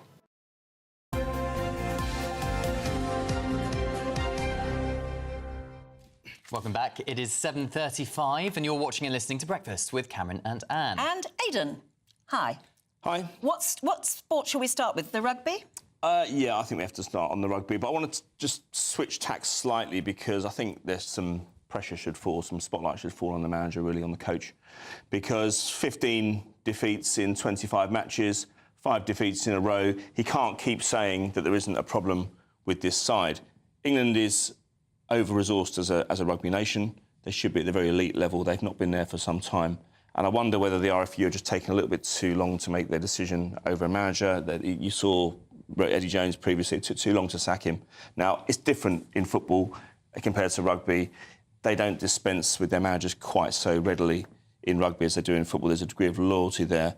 But we're going to hear from Steve Borthwick in just a couple of moments' time. But I think it's time people started questioning his position. There seems to be it's a problem either with conditioning because they're fading late in games, or as regards maybe pressure psychology, because again, if you fade late in games, it's usually a sign that you're losing concentration. So you don't think it's the skill of the players that's at fault here? You think it's more of the management around it? Well, look, training? there is a problem with skill in terms of when they come up against elite opponents like South Africa, but they should be competing against that. I don't know if that's a structural problem that's outside the remit of the coach. But let's just listen to Borthwick now, because this is how he defended his record, and he insisted he had the faith of his bosses as well. Let's have a listen to him now. I'm very confident that we are on the right path, and I'm very confident that I'm working with a great group of coaches, a great group of players. I'm very confident that we will be on a trajectory where that we're moving along. We want things to happen now. It's not happened now. We aim to put in a better performance next week against Japan when we're back here next Sunday. And the feeling I get from the RFU is one of absolute support, an absolute belief that this team is going in the right direction. And that's the feeling I get from everybody at the RFU. So 29-20 is the margin of defeat against South Africa. But as I say, that means that the three major beasts in the Southern Hemisphere, New Zealand, Australia, South Africa, have been to Twickenham and walked away with victories in consecutive weeks. Is he just exhausted in that clip, or is he always like that? I mean, he's not exactly sparkling with energy. No, he's not, and I think that's been the case for a number of England coaches over the last 10, 15 years. I certainly think of Stuart Lancaster in that category. Eddie Jones, not so much, but he was Australian, he had a little bit of bravado about him, and he had more pedigree going into the job. But even he ran out of steam eventually. Sooner or later, it's the players. I mean, any manager in any sport will say to you it's the easiest job in the world if you've got decent players. The players are the ones who cross the line, and they're not as good as these guys in South Africa. I mean, Australia last week was a more embarrassing defeat, conceding five tries at home against a side who, as we discussed last week, are not the vintage side they were of yesteryear. But you need a manager who energises, don't you? I agree. Well, look, yes and no. I mean, you know, that was the mantra 20 years ago, but then people started saying, well, hang on a minute, these players are playing for England. Do they really need motivating? Should you have to motivate someone? Should you have to go into the dressing room and say, listen, you're playing for your country here, lads, so give it a bit extra? I mean, goodness me, they're getting paid enough. Surely motivation should be an absolute minimum, surely, I would have thought. Ruben Amorim, head coach of Man United, gone a bit incognito at a Christmas market. Yeah, he put his hood up and he went on a little tour. He's been appointed the Man United manager. He's waiting to start work now that it's because of the international break. There's no fixtures right now, but he's taking the opportunity to tour around Manchester, look around the Christmas markets, and nobody noticed who he was. That won't last long. And you know what it got me thinking about? It got me thinking about a documentary I watched about Friends some years ago. Obviously the US comedy was hugely successful on these shores, and the producer had said to the five friends, was it 5 or 6? It was 6, wasn't it? Yeah. It was 6 friends. They said they insisted that they go out and have a night out before the first episode. Enjoy your anonymity. That's what they were told. Yes. And they said because it's not going to last very long. And I'll tell you what, it's not going to last long for this guy either, especially if they last a couple of games. Very idea of just being able to, you know, moose around Manchester. I know, but I'll tell you what, the Christmas markets in Manchester are worth looking at if you've not been. Oh, that's interesting. They're very, very good, yeah. So, and it reminds me of when I worked up at Man City, when I covered Man City, Roberto Mancini took the job in 2009, and somebody I know who was working for the club said to him, try and ingratiate yourself with the media, tell him you watch Coronation Street. And that's what he did, and everyone loved it, and that was the headline next day. It took away the fact that he'd got the job under very dubious circumstances and that the previous guy had been ushered out the back door. But it is good to know about the Manchester Christmas market. Oh, terrific, yeah. If you've been or you can recommend, do get in touch and tell us all about, well, any of the lovely winter Christmas markets where you are. Right, we'll end it there for the moment. See you again next hour, because we're going to be going through the newspapers in just a couple of moments.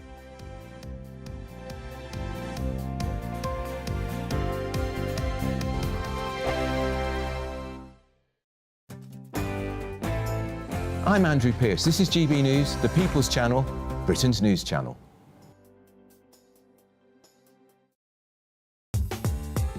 I'm Christopher Hope. From pop stars to politicians, I'll interview anybody in a pub who's got a political opinion. Join me every Friday on Spotify, Apple Podcasts, YouTube or gbnews.com, or wherever you get your podcasts. This is GB News, the People's Channel. Britain's newsroom, weekday mornings from 9:30. This is one of those angles, really. There's going to be so many different sort of tentacles which go from Donald Trump winning, and where this leads for the royal family. Where's it going to lead for Harry? Well, put it this way, Harry's just bought a house in Portugal, and it might come in pretty handy in the next few months, because Donald Trump has said in the past that he wouldn't protect Harry, that he would be on his own, and that if it was down to me, this is Donald Trump, if it was down to me, he wouldn't have any protection. And the Heritage Foundation tried to expose his form, and in the end, he was protected, and a judge ruled that the form would never be revealed. I just wonder whether now Trump is in power, I'm not saying it's top of his priority list, but eventually that form might be exposed. And just so to remind viewers and listeners, Charlotte, in his book Spare, in which he, of course, dumped tons of abuse on his own family, Harry admitted to taking illegal drugs such as cocaine. Yes, and there have been, you know, I better not name her, but there's been a certain supermodel who has been exposed for taking cocaine. She couldn't go into America for 10 years. It doesn't matter how famous you are, you can't take drugs and go into America. They're very strict on this.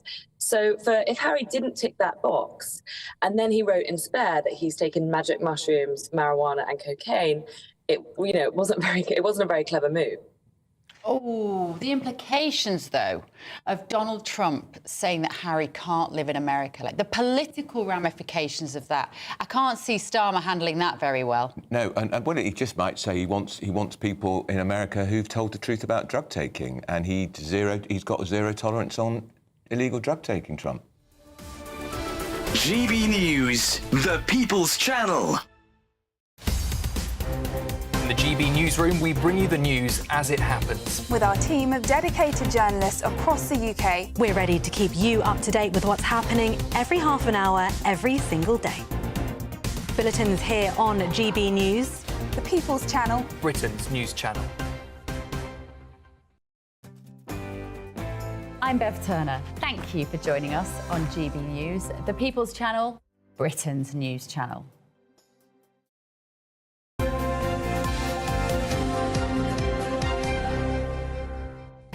Welcome back. Right, we are going through the newspapers now with broadcaster Andrew Eborn and journalist and writer Emma Wolfe.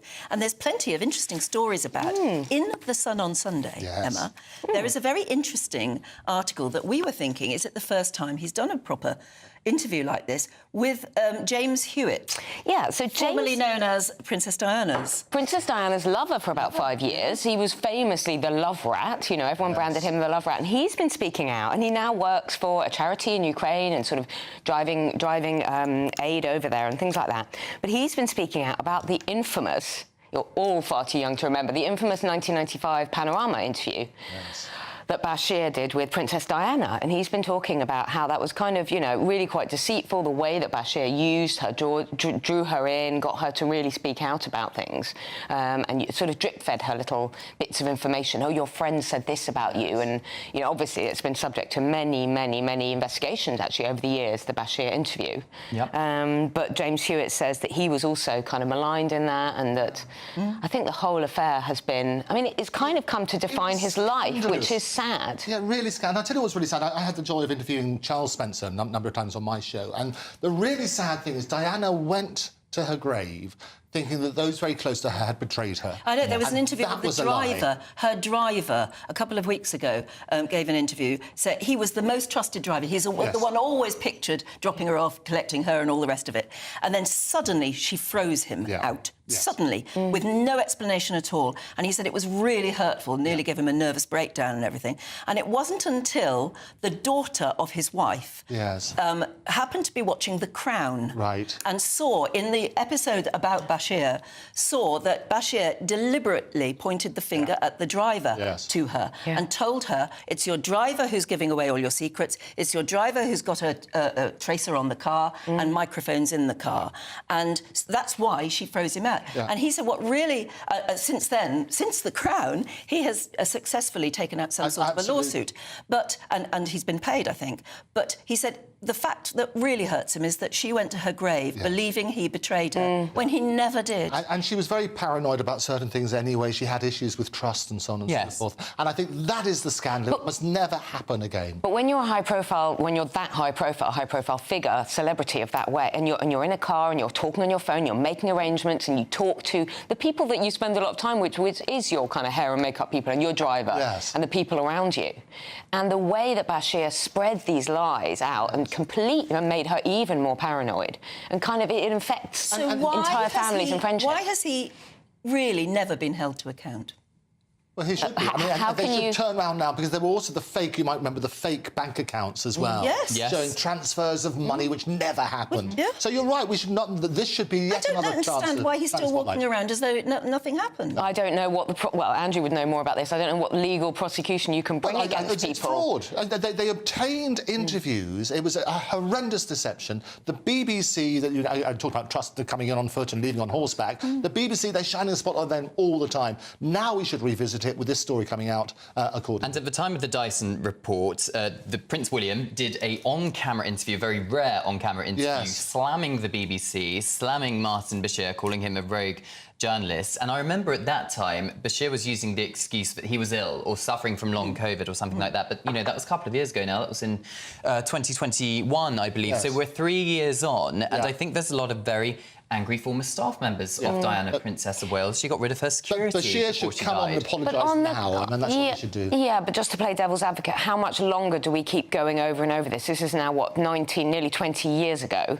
And the BBC have quite a lot more, I would say, even more serious cases, such as Hugh Edwards. In answer to that, because I always play devil's advocate, and I think you're absolutely right, we keep on going over it until we get a resolution. We have not had a resolution. We need to make sure it never happens again, and only by addressing it and making sure there are repercussions can we prevent that. He ruined people's lives. No, I know, and that's why I say even more serious. He ruined hers. Yes. And, I mean, and as you say, there are links to the fact that she gave up her security and all the rest of it. There are links to her accident, you could argue. And I don't think it's good enough that he's walking around as not good enough. Never happened. Didn't he win a BAFTA for the Panorama interview? I think they won all sorts of prizes. And actually, there were, again, playing devil's advocate, if you like, doing the other role, there were lots of good things that came out as a result of it, but it came as a lie. And we can never have journalists never stoop that low where you're faking documents. I'm sorry, I don't people. think he's a journalist. But look at ethical standards and look at the phone hacking scandals and all of that. Things have changed. Things have been cleaned up somewhat in the media and in journalism. But this was, you know, this was kind of standard practice. This was the way that you did obtain access to very, very high-profile people. Not by falsifying bank. Not by falsifying. No. I mean, that is journalists would never telling a princess fraud. That she couldn't trust her driver, and as I said, ruining people's lives. He went far too far. And he lied to her brother Charles, and that's how we found out about it, by showing these fake bank accounts. Saying, look, you can look at the payments going over here. Because he went to Charles first, didn't he? He did. And then Charles persuaded Diana to meet him. And he's spoken out publicly about this, as I say. I mean, I'm sorry, the whole thing was so disgusting. It is disgusting. Shocking. We should call it out and make sure, in answer to that, until there's been a resolution, until Bashir's apologised and there's been repercussions, it's not going to rest. It's not good enough, no. Can we move on? Well, this is an extraordinary story because it says something about our life and times. Yes. In The Sun on Sunday, that things like advent calendars in shops are having to have security tags on them because people are nicking them. And it's crazy, it's like a £2 advent calendar is what they're giving the example of. They've got little stickers, so alarms go off and things like that if you nick it. Well, first of all, it's really sad. People have got the choice between heating and eating this year. You want to try and do things. They've deliberately reduced the price of certain things so you can have advent for a couple of quid. But the fact that people have to nick them and that shops are really worried about it says all sorts of things. But it also highlights, again, the two-tier system that we have. If you turn around, people getting prosecuted for hate speech and so on and so forth, and shoplifting doesn't get a look in. So from the retailer's point of view, how sad it is that they have to do it. And from the public's point of view, how sad that they're forced into taking it. The thing is, nowadays, there are some very expensive advent calendars on the market. You can get gin ones, you can get cheese ones, wine, and they cost a fortune. Some are like over £100. So we're not just talking about the tiny chocolate ones here. Well, this particular story says that even you're right about the £100 ones, we'd understand it. And they put these funny little security things on bottles now so people don't nick them. But the reality is these are £2 advent calendars. They've looked at the examples and they're turning around and saying, well, it's crazy, isn't it? Well, I spent nearly £40 on an advent calendar that was meant to be full of these amazing toys because I didn't want my little one eating chocolate every single morning throughout December. These toys were just bits of plastic. I mean, it was a huge thing because it had all these toys in it for every door. But, oh, my goodness, what a weight, what a load of tat, frankly. But you talk about these security tags. If you look, I was in the supermarket the other day, every single bottle of the wine, in the wine set, every single bottle had a security tag on it. The fridge with the expensive, the gin and the brandy in, had a button on that you had to press to ask a security person to come and open the fridge in order to get a bottle out. And the trouble is the checkout people have real difficulties getting them off, so they're all smashing the bottles to get the things off. So it is a nightmare, but it's highlighting that issue. The fact it's £2 and that's the story. The fact it's a £2. It's the fact that shoplifters are so rife now and think they can get away with it. And actually, the ones that are just filling up their stuff, filling a bag and running out, they don't care whether they set off the alarm because no one's going after them. Focus on shoplifting instead of hate crime and so on and so forth, because the outrageous thing like the Telegraph story and Alison and what that's happened there is crazy. The more we get this sort of two-tier justice system... Police the streets, not tweets. Absolutely. Police the streets, not tweets. And Emma, just briefly, see Colleen Rooney going into the jungle tonight. Yes. Wants to move on from the Wagatha Christie scandal. She does. They've got this sort of, in-depth report on how she said goodbye to her 4 boys and said goodbye to her husband. Well, that's what you do. And then they took the phone off her. But it's interesting. She says, I feel secluded from the world. Yes. I'm not sure she means secluded, but I know what she's trying to say. It's a fantastic but not having their phone out there for someone like Colleen Rooney. Yes. But she says she wants to be just known as the girl from Liverpool. The Scouse trap. A good always goes Scouser. down as the Scouse Yeah, trap. she says just wants to be the girl from Liverpool. She wants to put the Wagatha Christie thing behind her. I don't know her, but those that do say she's up for it. She's good. Yeah. She'll be the more winner. impressive We'll than we early. think. Yeah, she will. Well, you have to be. When you've got 4 children, you're quite steely, aren't you? It's a great platform to get voice. Rebecca Vardy has got the job for The Sun on commenting. Hilarious.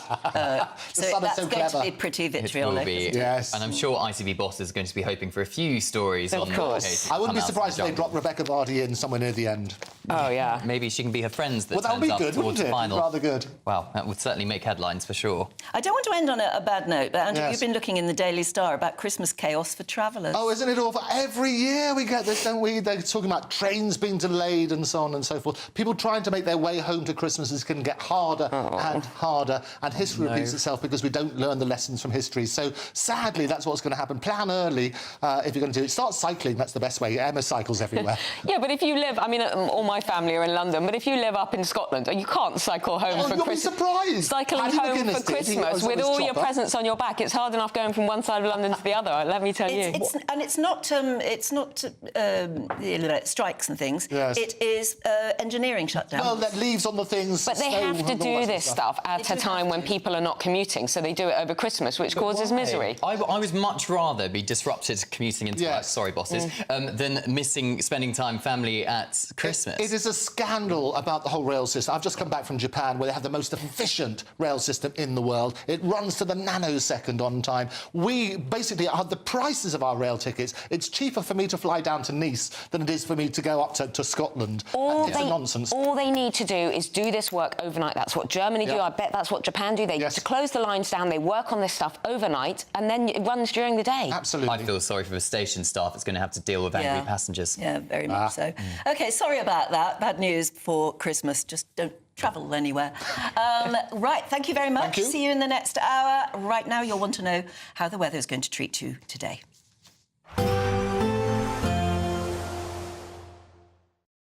Expect a warm front, moving from the kitchen right through to the rest of the house. Boxed Boilers, sponsors of weather on GB News. Good morning, welcome to your latest GB News weather forecast from the Meteor. Looking ahead, certainly turning much colder for all of us. Some rain around too, and that rain will turn to snow in places from time to time. Out there at the moment, though, we do have some sunshine around, especially across eastern parts of the country. Further west, more in the way of cloud, but even here, the cloud will break up in places to allow some brighter spells. Thickest of the cloud up towards Northern Ireland, where that will produce some patchy rain, and that patchy rain will move towards northwestern parts of England and Wales as the day goes on. Some sleet and snow showers also developing later on across parts of Scotland, with the highest temperatures most likely down towards the far south, with highs here reaching 10 to 11 degrees. So the sleet and snow showers continuing across the far north of Scotland during the evening. Even at lower levels, we could just see a dusting, and that will produce some icy patches too. Further southeast towards Northern Ireland, we come back into the cloud and rain, and that rain will spread its way towards the Midlands as we approach Sunday evening. But the far south of England probably remaining dry until the bitter end of the day. But for many parts of England, Wales and Northern Ireland, it's going to be a fairly wet night. Heaviest and most persistent rain probably across central parts of the country. Scotland, however, largely dry for the main bulk of the country, but still the risk of some further sleet and snow affecting the far north of the country, and under the clear skies, a widespread frost developing here. So for many parts of England, Wales and Northern Ireland, it's going to be a bit of a wet start to the new working week.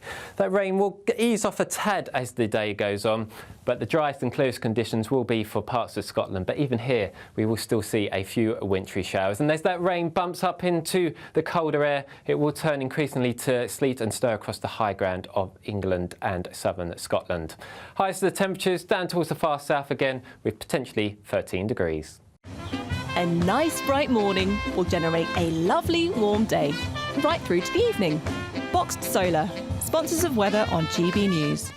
This is the final week to grab your chance to win Christmas on Us this year. There's £20,025 in tax-free cash. There's £5,000 to spend on gifts for all the family. There's £500 to spend in your favourite supermarket. And a festively themed GB News goodie bag. We'll get it all to you in time for the big day. For another chance to win, call 0903 681 3232. Calls cost £2 plus your network access charge. Text cash to 63232. One entry costs £2 plus one standard network rate message, or text bonus to 63232. 5 entries cost £5 plus one standard network rate message. You can enter online at gbnews.com/win. Entries start from just £2, or post your name and number to GB09 PO Box 8690 Derby DE1 9TT.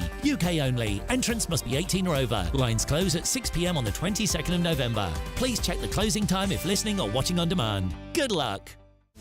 This is Britain's Newsroom, where your voice matters. It's just astonishing. With expert analysis and honest opinion, we don't just keep you informed. We bring you unique perspectives you won't see anywhere else. Can't argue with any of that. When the news happens, it happens here. On Britain's Newsroom, weekdays from 9:30 a.m. Only on GB News. Join me, Nana Akwe, for an informative, interactive news programme with a difference. It's fun. No, he didn't say that, Dave. I'm so surprised. I think there's an element of truth to that. Join me from 3 p.m. every weekend, only on GB News, Britain's news channel. If you want your news to be straight talking... This is a nightmare for the Conservatives again. Down to earth. It's not just Nottingham where this is happening, is it? And most importantly, honest. Hard-working, middle-class taxpayers, they'll get the book thrown at them. Then catch me, Martin Daubney, Monday to Friday, 3 till 6 p.m. on GB News, Britain's news channel. Mark Dolan tonight is your weekend dose of news, debate and entertainment. This sounds like a wild conspiracy theory. Don't miss My Big Opinion. Mark meets at My Take at 10. Democracy is a funny old thing. And we don't do boring, not on my watch. I just won't have it. Let's go and get another glass of that bubbly. You've earned it. That's Mark Dolan tonight, Saturday and Sunday, 9 to 11, only on GB News, the People's Channel, Britain's news channel. Welcome to State of the Nation, daily plunge into the stories shaping our country. I'm Jacob Rees-Mogg, and Monday to Thursday we bring you the insights, the facts, the truth about how our country is being governed. Because what happens in Downing Street matters down your street. Tune in to State of the Nation every Monday to Thursday, 8 to 9 o'clock. Only on GB News, the People's Channel, Britain's news channel.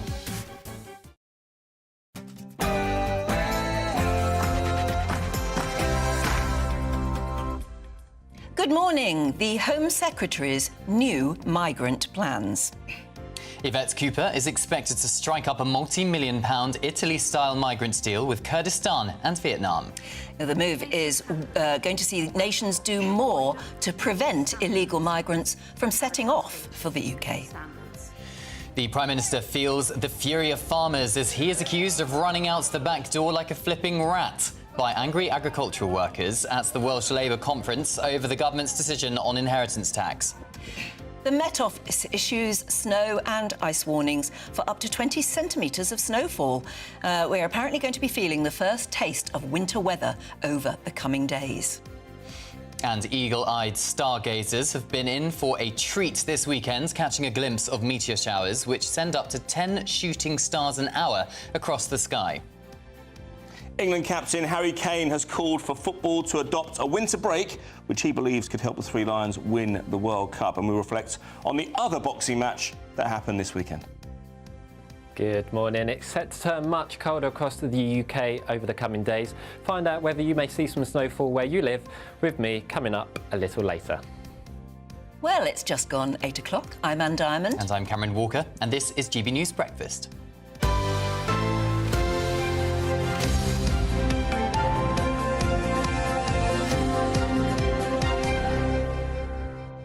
All our viewers have noticed that you're here, which is nice. Good to be here. But it's not the first time we've done breakfast together, is it? No, we did a few over Christmas, I think, and January last year as well. Yeah, I did one with you. Yeah, we did, didn't we? I think I did got your name today.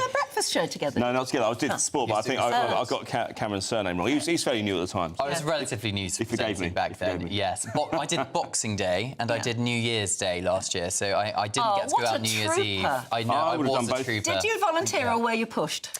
Bit of both. Bit of both. I did both of those with you, I think. Yes, there we go. But it's good to be here now on Sunday. It's lovely to see you, absolutely. Someone has to keep the ship running, doesn't they? Well, because you've been all over the world, as we've been saying earlier, swimming with sharks in South Africa. South Africa, yes. And there you were standing in front of the Sydney Opera House, and the most beautiful place in the world. Although the water's so cold over there, I thought warm climates, beautiful, 26 degrees on the surface, but the water temperature is freezing. Well, their summer hasn't really got going yet. No, I suppose not. And anyway, you were where sharks were, which is very deep water, isn't it? And the deeper the water. I noticed that when I was a long, long time ago, when I was in Florida and I took the kids swimming with dolphins, the minute you get into dolphin deep water, it's cold, cold, even in Florida. It really is. Could you have seen yourself living in Australia long term, Anne?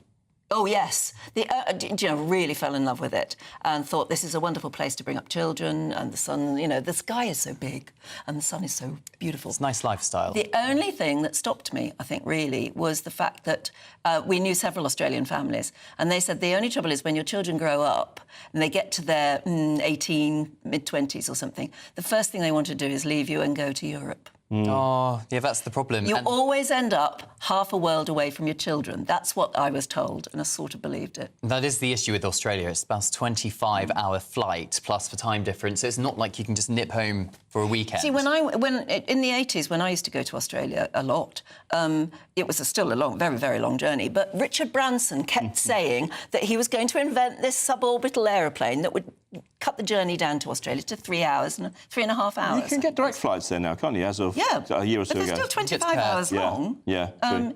It's still a long way, and despite... they stopped Concorde, and then they stopped Richard Branson running Concorde, which he might have done something interesting with, and then all of these dreams about a suborbital plane never really happened. Well, the issue with Branson was that he wanted Concorde for the same price that BA had paid for it a couple of decades earlier, and because he said, well, why should BA have had that competitive advantage? But what was the alternative? Scrapping Concorde, and that's what they did. Precisely. And they should have given it to him for cheap. And now, of course, all these business people can use the internet to talk to people. They don't need to fly across to New York on Concorde in 4 hours or to things Australia. Have changed. And nowadays, maybe the climate would be wrong to even think of it because of global warming and trying to cut down our emissions and stuff like that. There is still a Concorde plane at Manchester Airport. You can go and visit on there and have dinner on there and everything. I might do that one day. That's fun. Well, at least journalists will get to travel around. There's a wonderful Concorde Museum at Bristol as well, It's settled there, didn't it, one of them? Because there was a famous picture of the Concorde on its last voyage flying over the Clifton Suspension Bridge, which has just left X, by the way. I don't know if you knew that. But there was a picture and basically said that it was two of the greatest feats of engineering in one picture. Yes, and both in Bristol. That's where they built Concorde. Brilliant. It's wonderful. There you go. Best of British engineering. It was fantastic at the time, but maybe, as I said, things have moved on, haven't they? Anyway, lots of things to talk about. Talking of things moving on, Sir Keir Starmer is hailing a path of change, or at least he did so yesterday at his first Welsh Labour conference since becoming Prime Minister. Yeah, he certainly did, but he also doubled down on the decisions made in the autumn budget, despite being met with protests from farmers outside the event in Llandudno. So here's what he had to say. So make no mistake, I will defend our decisions in the budget all day long. Well, farmers outside were protesting the changes to the inheritance tax laws, and they later criticised the Prime Minister for not meeting up with them because he chose to go out the back door. Yes, he did. Joining us now in the studio is our political correspondent, Catherine Forster. I mean, it wasn't a great look for the PM to make a hasty exit via the back door rather than engaging with farmers. Well, the thing is, the government, I'm pretty sure, are not going to budge on this at all. So I suspect the reasoning is they're not going to change their mind. There's no point. Therefore, there is no point. But certainly, we had those scenes, didn't we? A lot of very angry farmers, a lot of tractors, a lot of unhappiness, and it's going to be repeated on Tuesday when there's going to be a big protest in Westminster. So the unhappiness and the anger and the concerns of farmers are not going away at all. They say that the government have got their sums wrong in who it's going to impact. But I have to say, I interviewed the Chancellor, Rachel Reeves, for GB News on Friday, and I asked her specifically about this and food security in particular. And she said, look, it's not $1 million, it's $3 million that you can claim altogether before you start paying inheritance tax. Then it's only at 20%. You and I, we'd have to pay it at 40%. You've got 10 years to pay. It's interest-free and so on and so forth. She said that it's a fair deal for farmers. Many farmers clearly do not agree. But I don't see any signs of the government changing on this. One thing I would say, of course, is that there was a lot of thought before the budget that Rachel Reeves might clamp down on this 7-year rule where at the moment, if you give away your assets and then survive 7 years, it's free of inheritance tax. And there is nothing to stop farmers doing that. My uncle, for instance, was a farmer. He passed his farm over to his son years before he died. That is a way around this. But, of course, there's complications with that as well. But yeah, and there's always, I mean, I was alluding to this earlier, this feeling with successive governments is that Labour are cityfied and they don't understand the country. Yes, and I mean, I was on the election campaign a lot with Labour, a lot with the Conservatives, and one thing I really noticed was how much the then Prime Minister, Rishi Sunak, went to farms. I was at this farm with him, I was at that farm with him. I remember that. Lots and lots of farms in a way that Sir Keir Starmer was a football ground. I mean, I'm generalising, but Labour tend to be very strong in these urban centres. But, of course, their victory has been so enormous that they have now got many, many rural seats. And I think a lot of Labour's majority, although it's big, it's very shallow. A lot of MPs have got them by very narrow majorities. And I think for new rural Labour MPs, this will be a concern. And it'll be very interesting in the local elections next year how Labour do. Do you think it's really going to affect their chances? I think it could do. The government has had a rocky start. All the donations and the rows about that, sort of turf war at number 10, the pensioners that lost the winter fuel allowance, outrage from many about that. And now this. And the farmers are getting a lot of attention. Of course, the government will say, look, we had this £22 billion black hole. This is the fault of the previous government. We had to make difficult choices. And because they'd ruled out tax increases on VAT, national insurance, not employers, and income tax, which are the biggest taxes, they had to find money elsewhere. And this is one of the ways they've done it. Also, they would say that they're trying to crack down on people that have bought land, large amounts of land, as a way round paying inheritance tax. James Dyson, for example, multi-millionaire, has got a lot of farmland, and that was a very, very good way to avoid paying inheritance tax. And that has put up the value of farmland as well. But, of course, if you're a farmer, you may have a lot in assets, but you may be quite cash poor. And I suppose Labour will be judged on their record, because the ordinary British person on the streets, they care about how much money's in their pockets, NHS waiting times, you know, how much tax they have to pay. But is their life getting better under a Labour government than perhaps it was under the previous Conservative government? And I suppose that's something that we're still waiting to find out. Well, yes, and that's why the government said growth is their number one mission. Of course, the growth figures out the other day pretty awful. The OBR forecast that growth is not going to grow, and they will need to make people feel better off, because as we've just seen in America, Donald Trump won partly on migration, yes, but largely on cost of living, because although the American economy is doing well, people are not feeling it. People need to feel it. I think many of us will say people haven't really got better off for many, many years, really since sort of going back to the financial crisis. Lots of wages have stagnated. We've had inflation gone through the roof recently. It's very difficult. So I mean, not only do we need action that makes us feel feel as though we're better off. But also, don't you think we need a better rhetoric as well? I mean, Donald Trump keeps talking about making America great again. The word great, you know, I'm going to make you feel great, it's going to be great, it's going to be marvellous.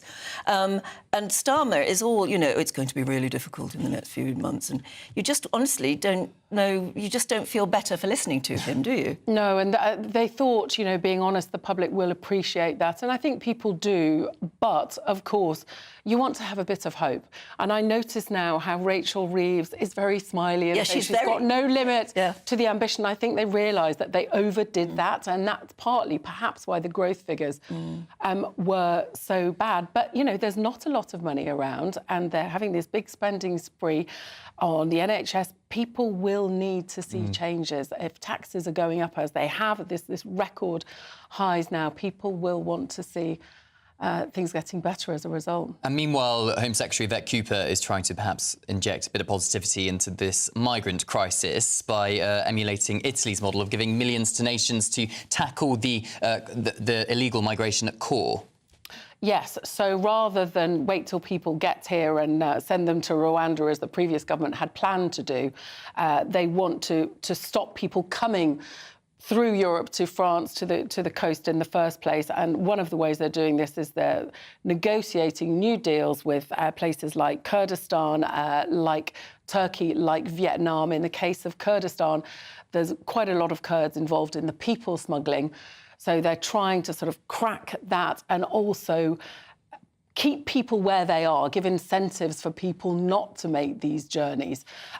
Italy have been really successful in that. They've managed to get the numbers coming to Italy illegally down by 60% by doing deals with countries like Tunisia and Libya. I was with the Prime Minister when he met with Giorgia Meloni. Quite interesting, isn't it? This very right-wing figure who had a great relationship with Rishi Sunak, Labour PM.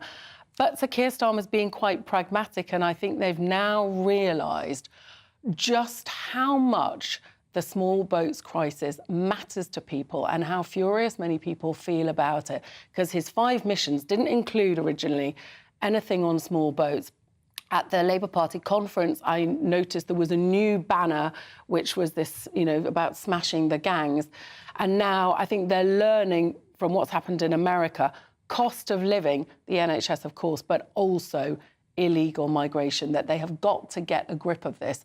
Otherwise, they will be punished for it, just as the Conservatives were. OK, thanks very much for the moment, Catherine. While we are on domestic politics, we're asking our poll of the day question today, and that is, should the Prime Minister now meet with the farmers at Tuesday's protest in London? We'll be bringing you the live results throughout the day, so make sure you stay tuned. Final result will be announced later on in Nana Akwia's show. Yes, for all the latest on the polls, news and how to vote, just go to gbnews.com/poll. Now, President-elect Donald Trump has pledged to end the war in Ukraine within 24 hours of his inauguration. But that's certainly looking like a bit of a tough ask. Yes, and it comes this week after the call between German Chancellor Olaf Scholz and the Russian President Vladimir Putin, which was the first time, actually, since the pair had spoken since 2022. But Volodymyr Zelensky has criticised that call, saying it could now open a Pandora's box, with him accusing Putin of now being less isolated. Well, joining us now is the defence editor of the evening of the Standard, Robert Fox. Robert, welcome to GB News. Olaf Scholz in a bit of a predicament because he has some populist parties who perhaps are slightly pro-Russia, who are perhaps creeping up on him in the polls, very close to a snap election in Germany.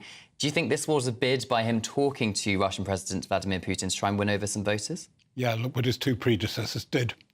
It's now even the Iron Chancellor, Mrs. Merkel, was deemed to be oversoft on Russia and Putin. She had a good relationship with him. They spoke each other's language fluently. She'd grown up under Russian occupation, more or less, in East Germany. And, of course, Gerhard Schröder, who is still not detached from the Putin regime fully, as some would imagine. And he was Olaf Scholz's mentor. So that is the biographical background. Fascinating. Electoral politics said if he stands a cat's chance in hell of getting back with a coalition, he's going to have bits of that coalition which are not pro-Zelensky, can I put it like that, and want a settlement. It's part of this. They've thrown the kaleidoscope of European politics up in the air, and the tiles are coming down in very, very odd patterns. That, you know, Trump, for instance, is now his great ally in Europe is Orban. Who is Orban's great enemy? Not, of course, Putin. But, of course, it's Poland, and so it goes on. What we're looking at is really the foreplay, if I could put it like that, to negotiations. But one thing is absolutely clear from Moscow: they are not talking negotiation. They are talking surrender. They are talking the West getting out of Ukraine. They would agree to an armistice and a peace. This is Zakharova, the chief spokeswoman from the Foreign Ministry, just after last weekend, saying, you have got to stop supplying militarily Ukraine. It's a tough one. Trump certainly won't do it in 24 hours. No, wouldn't it be nice if we could see something like that, but and especially in one direction? But I mean, you say it's foreplay, so isn't that just what's happening at the moment? And maybe we shouldn't be falling for all this war of words. Yes, let them face off against each other, then calm down and actually get down to the nitty-gritty. Well, I wish we were falling for the war of words, because one of the things that we haven't looked at nearly enough, and I don't think it affected the election campaign in America this time round, is the information campaign, the disinformation campaign coming from Russia, and, by the way, Iran, into Europe, into all parts of Europe, and in very subtle ways. Although they're saying, yet, no peace talks, we're going to have what we hold and a lot more, no Ukraine in NATO and the EU, no Ukraine that's away from Russia, and no Zelensky. Actually, they're trying to build up, this is what the disinformation campaign, very subtle, seems to be doing, is building up a fever for negotiations at all costs. And that is why, yes, turn the telescope the other way around. Trump will do this because he's transactional. He likes doing a deal. He's very decisive. He also, much to his credit in some ways, doesn't like long wars. He doesn't like wars much, but it's got to be Putin's peace as well, and that's very difficult to see how that's going to come about at the moment. But surely those negotiations are going to include Ukraine having to concede lands to Russia, something which President Zelensky has absolutely ruled out. Well, he knows he's got to do it, but I think the land question is the least of problems. The problem for Ukraine is an immediate one at the moment. Can it keep its forces fighting in the field? They have had superb support, advice, everything you can name, but two things from the West is real guidance how to fight the air battle and how to fight the in-depth air battle to get the crucial supplies coming forward.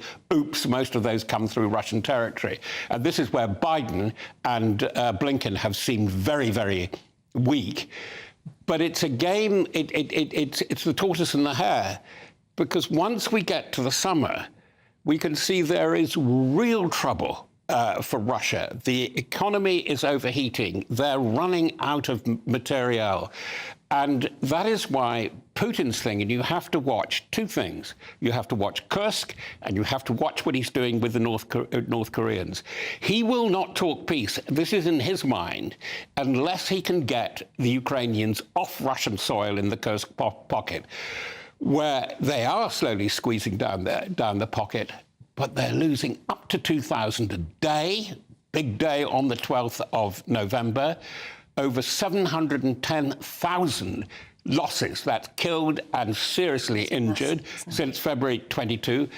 And in the Kursk pocket, they've got up to 10,000 North Koreans. And, you know, if you just give me space, that the recruiting pattern for both industry and the defence industry and the war machine, and it is a war machine, as well as the armed forces, mean they will probably have to take up the implicit offer of North Korea of 100,000 North Koreans coming into there. Then the whole game changes. It's going to be very, very difficult indeed, and it's going to be very difficult for Putin to afford all this.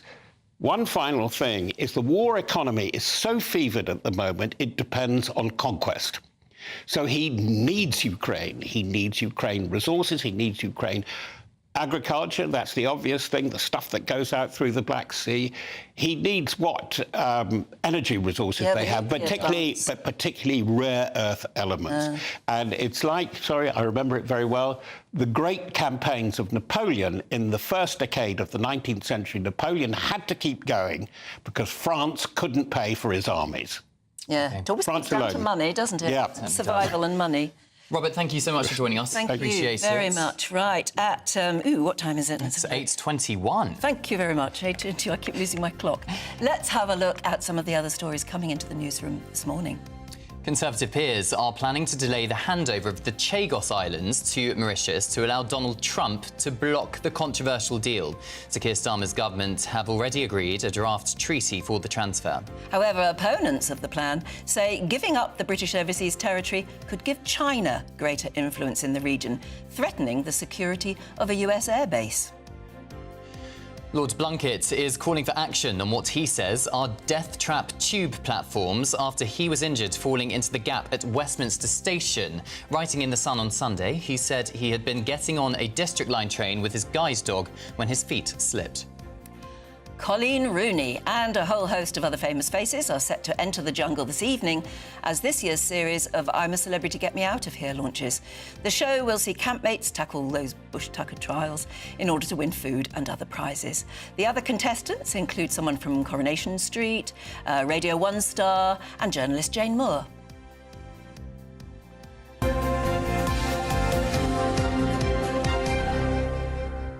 Meanwhile, the weather's more important, isn't it? Here's Craig's now.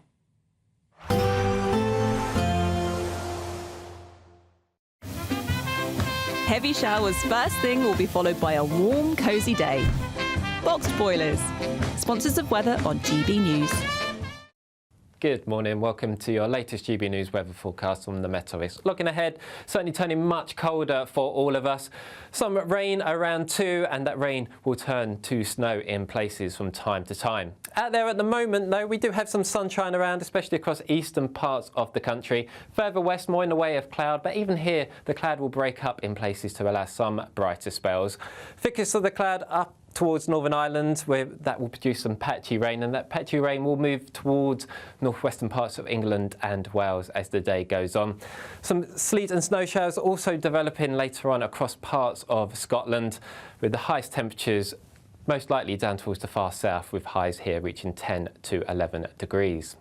So the sleet and snow showers continuing across the far north of Scotland during the evening. Even at lower levels, we could just see a dusting, and that will produce some icy patches too. Further southeast towards Northern Ireland, we come back into the cloud and rain, and that rain will spread its way towards the Midlands as we approach Sunday evening. But the far south of England probably remaining dry until the bitter end of the day. But for many parts of England, Wales and Northern Ireland, it's going to be a fairly wet night. Heaviest and most persistent rain probably across central parts of the country. Scotland, however, largely dry for the main bulk of the country, but still the risk of some further sleet and snow affecting the far north of the country, and under the clear skies, a widespread frost developing here. So for many parts of England, Wales and Northern Ireland, it's going to be a bit of a wet start to the new working week. That rain will ease off a tad as the day goes on, but the driest and clearest conditions will be for parts of Scotland. But even here, we will still see a few wintry showers. And as that rain bumps up into the colder air, it will turn increasingly to sleet and snow across the high ground of England and southern Scotland. Highest of the temperatures down towards the far south again, with potentially 13 degrees. Expect a warm front, moving from the kitchen right through to the rest of the house. Boxed Boilers, sponsors of weather on GB News. Well, it's the final week of our Christmas giveaway, and we're on the countdown now to the big day when you could possibly win it. There's an awful lot of money in tax-free cash, shopping vouchers and GB News goodies. But do hurry, because you've got to get on with it now. Here's how. There's just 38 days until Christmas, and it's the final week to see how you could enjoy it on us. That's £20,025 in tax-free cash to make 2025 fantastic. £5,000 to spend on gifts for all of the family. £500 in vouchers to buy a slap-up Christmas lunch at your favourite supermarket. And finally, a GB News Christmas goodie bag. Plus, we're going to get it all to you in time for the big day. For another chance to win, call 0903 free. 681 3232. Calls cost £2 plus your network access charge. Text cash to 63232. One entry costs £2 plus one standard network rate message. Or text bonus to 63232. 5 entries cost £5 plus one standard network rate message. You can enter online at gbnews.com/win. Entries start from just £2 or post your name and number to GB09 PO Box 8690 Derby DE1 9TT. UK only. Entrance must be 18 or over. Lines close at 6 p.m. on Friday. Please check the closing time if listening or watching on demand. Good luck. Best of luck with that. Still to come, rumours of snow on the way. Nathan Rowell will be joining us to give his expert analysis. That's next. This is GB News Breakfast with Cameron and Anne. Sunday with Michael Portillo from 11, only on GB News. Welcome back to Sunday with Michael Portillo.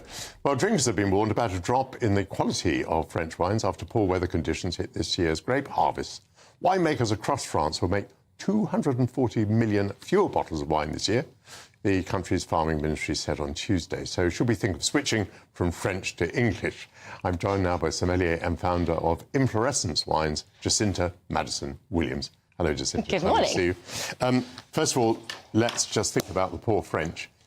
Has this been a fairly universal weather catastrophe for France? It has. Kind of across the board, we're about 22% down on last year's crops, which is quite significant. I think it's like one of the 4 years over the last century that have been this low. And it's affected both quality and quantity? I would say more so quantity. There's always ways of counteracting quality.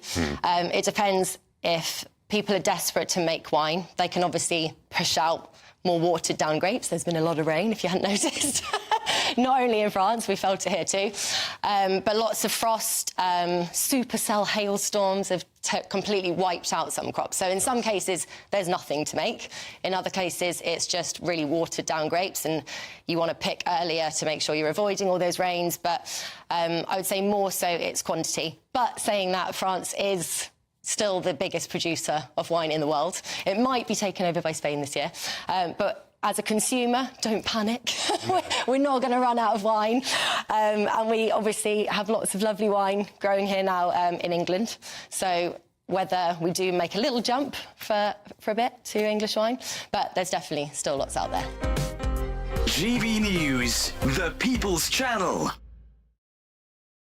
It's Patrick Christie's Tonight, and here we do things differently. It's explaining the absolute madness of this, doesn't it? It's explosive. I mean, this is very good. It's lively. 850. Your government sat there, Sean, and it did nothing. It's controversial. And the Middle East has been in turmoil since before I was born. It's everything you need to kickstart your evening. Everyone's had their Weetabix tonight. I love to see it. That's Patrick Christie's Tonight, weeknights from 9 p.m. Only on GB News, the People's Channel, Britain's news channel. Why go out on a Friday night when Friday night comes straight to your home? Talking about? Join me and my A-team of top pundits. Chemistry tonight is electric. As we tackle the big stories of the day with wit, insight and fearless energy.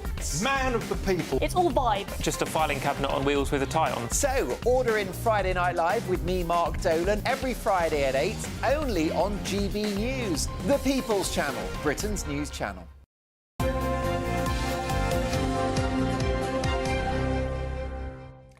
As the Christmas song goes, the weather outside is frightful. The Met Office has issued a snow and ice warning across England and Wales for the next 3 days. Yeah, will bitterly cold northern winds ravage the UK? Well, let's speak now to weather journalist Nathan Rowell. Nathan, thank you for joining us. Is this going to be a bit of a whiteout, or is it not going to be as bad? I don't think we're looking quite at a whiteout, but certainly if you're waking up this morning and tentatively putting a toe outside the front door, you are going to feel the cold because the the gates to the Arctic really have opened, as you said. You know, we're in a northerly flow. The weather systems that brought us that anticyclonic gloom that everyone was talking about at the start of the month, that very gloomy, cloudy but slightly milder weather, has shifted, and that has brought in a northerly airflow. And really, through the start of the week, that is going to spread right down across the UK. And as you mentioned, Cameron, yes, there are weather warnings in place for snow and ice today in Scotland. And then going into the start of the week, those weather warnings move further south. There is a risk of snow across Scotland and northern England. Now, it's going to be a mixture of snow and rain and sleet. So we're not really looking at a whiteout, even though I suspect, having a newspaper background myself, we may see some headlines, some very exciting headlines in the coming days about walls of snow and buried under depths of snowdrifts. At the moment, it is really for sleet and snow showers. But yes, certainly a first taste of winter, which has come quite early because we're not really in winter yet, and we're really going to feel the cold. There are going to be some very, very low overnight temperatures through the whole of this week, and the longer range forecast into the start of December is pretty much along the same theme of a mixture of colder and more unsettled weather. So time to dig out those winter coats. So you specifically mentioned there Scotland, Northern England. What if you live a little bit further south, Midlands, or even further south than that? Yeah, there is a weather warning in place for northwest and northeast England for the start of that week. That's Lancashire, Cumbria on the northwest, and on the northeast, Newcastle, Middlesbrough, Teesside, that sort of area. Further south inland, there is a lower risk of snow. But what is happening is we've got cold northerly air coming down across the UK, bringing those temperatures right down, and lower pressure carrying moisture coming in from the southeast.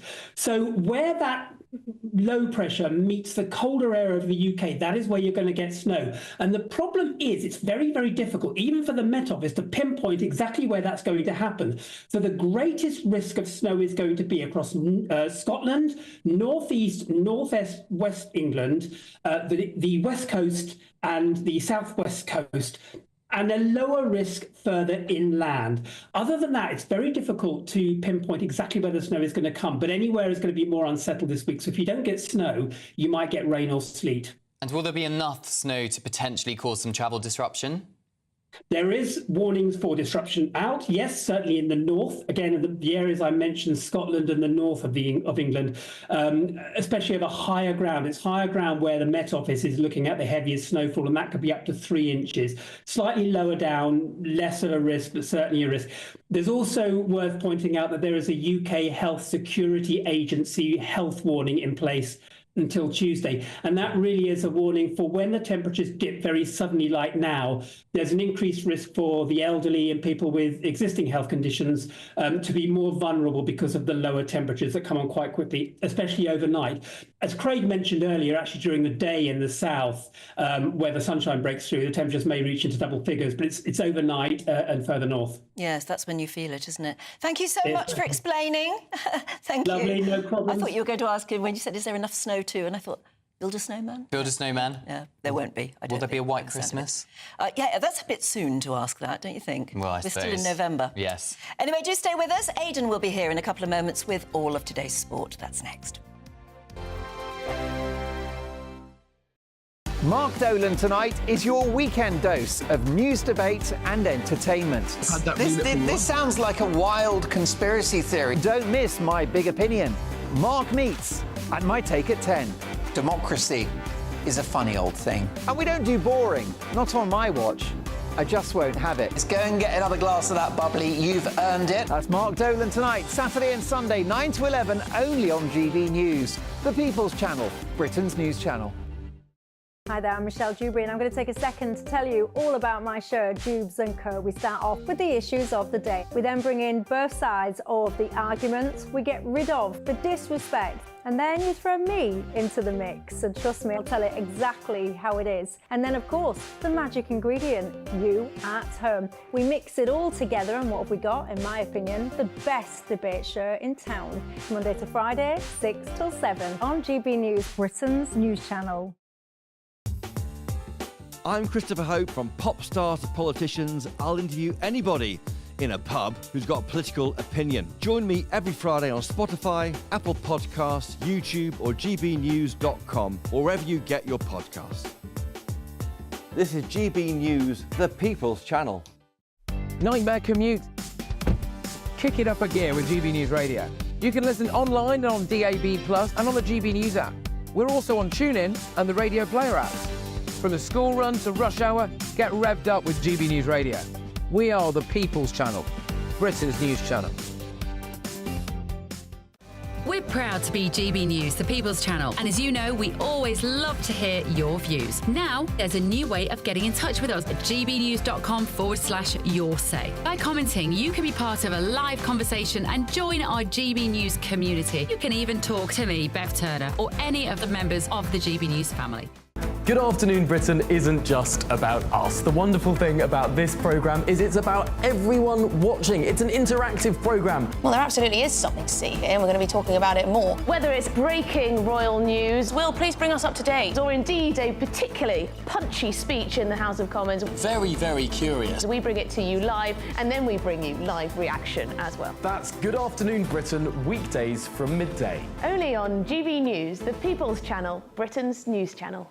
Join me, Camila Tominey, for a frank and honest discussion with those in power that cuts through the spin and gets to the heart of the issues shaping our nation.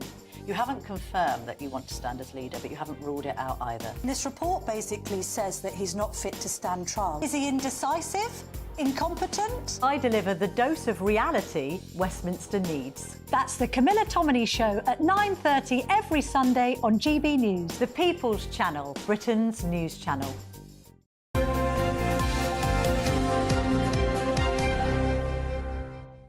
Welcome back. Oh, I've lost the time again. Why can't I get my clock to stay up? I know. 8:37 here on GB News. Welcome back. Aidan is here with your sports. Aidan. Good morning. Hello. Good morning. Mark Halsey. Yes. He's demanding an independent investigation into... the PGMOL, yeah. So the PGMOL, the Professional Games, Professional Game Match Officials Limited. They are the organisation which is appointed by the Premier League to appoint match officials on a match-to-match basis. A crucial job within the sport. Massive scandal this week. So last Monday, David Coote, the referee, was filmed, and we think the video was a few years old, but it was filmed using very xenophobic language against the former Liverpool manager, Jurgen Klopp. He'd been a fourth official. He described him as arrogant. He'd received a volley or barrage of verbal abuse, and so he took his revenge in a video. And look, these guys are appointed because of their capacity to judge, because they show extreme judgment in pressurised conditions, and that was a massive error of judgment on his part. And I couldn't believe it, and I couldn't believe that a referee would allow himself to be filmed doing that by friends, right? Then on Thursday, he's filmed, he appears to be snorting white powder. Oh. I almost fell off my chair. I said on the show a few days ago, I almost fell off my chair when I saw both of these videos. Now, why they've not been given the traction globally, or even in this country by our domestic media, I will never know. Well, I do know, actually. I think I suspect that the Premier League has used their clout with the rights holders, BBC, TalkSport and Sky, to bury the story. It was number 7 story on the BBC website. This is... You have to remember, the Premier League is... The coverage of the Premier League, Cameron, is one of this country's greatest, most successful exports over the last 20, 30 years. In some countries where the Premier League is shown and has huge ratings, huge reach, that would be a lifetime in prison for David Coote. Yeah. He did that over there. He may even get his hands cut off or something like that. And for this to be buried this way, people not be talking about it. I'm glad the Sun, Mark Halsey, has a column in there every week, and he said he's a former Premier League referee himself, and he's independent. He's not involved in football anymore in a kind of official role, and he's able to kind of come out swinging and say, listen, the Premier League needs to investigate. The PGMOL needs an Ofsted-style mechanism that can go in there and actually examine what they do week to week, because not only are the decision-making of the referee being called into question, the impartiality and the integrity is being called into question, but also what they do in recreation. Should the referees have drugs tests routinely? after matches, because this has certainly brought this into focus. Do you think standards have recently slipped, or is it just now these scandals are coming out because they have been filmed by a mobile phone, for example, and it's more obvious? You say scandals. You don't get much scandal when it comes to referees. This is the first time I remember a serious scandal in quite some time involving a ref. And so, yes, that's why it's not a good look. And that's why it's a bigger story, because we don't see it before. The overall standard of refereeing, I think, has probably declined because of VAR. They know that if they get a decision wrong on the pitch, well, someone can look at it in a video 3 miles away in Stockley Park, depending on where the match is being played, of course. But if you've got that get-out and you're almost deferring responsibility, you can say to the players on the pitch that, oh, don't worry, we're getting it checked, You're basically passing responsibility to someone who isn't there in play. And the whole point is that these referees have final decision on the pitch. And I think that it's made them quite lazy. So, look, they're a bit like broadcasters, referees. They say, well, if we're getting criticism from all sides, covering something, adjudicating on something, we must be doing something right. I think that's quite lazy, actually. You should be trying to get... But it also doesn't address behaviour either. I mean, that's something else they should be refereeing. Yes. And there's no excuse for... behaviour of the players is different, Anne. That's their responsibility, and that's down to the clubs and the managers to enforce that. Brian Clough, as the manager of Nottingham Forest back in the 80s and 90s, he insisted that his players show respect to referees. He wouldn't stand for anything else. In rugby, which we've been talking about extensively this morning, the level of respect for the officials is up there. They don't say anything out of place. Whatever the referee decides, the officials on the pitch, they just accept it, and that's it. We don't see that in football, and it's high time we did. But this is Mark Halsey saying that the PGMOL should be subject to an Ofsted-style inspection to actually investigate what they do week to week, day to day, with the appointment of officials, the judgment displayed by officials on the pitch, and also, crucially, drugs testing for referees. Who would have thought that? If you said that to me this time last week, I'd have said absolutely not. Do you think... No chance. Do you think the Premier League could take action? I think they might be under pressure to, but I mean, they're obviously, as I say, I don't know this for certain, but I would guess, having worked for some of these organisations in the past, they will have brought their pressure to bear on these organisations to bury the story a little bit, to downplay it, because it's so big and we're not talking about it enough. Yeah. And that's what GB News is for. To step into the breach when the MSM is not doing what it should do. Indeed. And Aidan, do I dare suggest optimism for tonight's match at Wembley? Yeah, you England should. v Ireland. You should. Yeah, I mean, look, Republic of Ireland up the side. They've got a couple of decent players. The goalkeeper's very good. Caoimhín Kelleher at Liverpool. He's performed very well. Saved a penalty against Finland the other night. And you've got Evan Ferguson up front, who scored a goal, the winning goal against Finland. Plays for Brighton as well. Excellent player. But apart from that, it's slim pickings in the Ireland side. You've got this second string in the side stepping in as well. I think they've got something more to prove. If the first choice players can't be bothered to turn up because they've invented some mystery injuries, which is the suggestion, and it used to happen a lot more than it does now, but that was the whole point of Gareth Southgate. He eliminated that. He made people want to turn up. And now, because Lee Carsey's in his last game and it's a busy part of the season, we're seeing withdrawals. But I think the second string players, if that was me, I think, well, OK, if they don't want to play, well, I'm going to step in and show that I'm worthy of a first team choice with the World Cup 18 months away. And that's how I would do it. But I think England will win tonight quite comfortably. 5 o'clock kick-off at Wembley against Republic of Ireland in the Nations League. Let's hope. 8:43 it is already. Let's zoom into a break because we've got the papers next.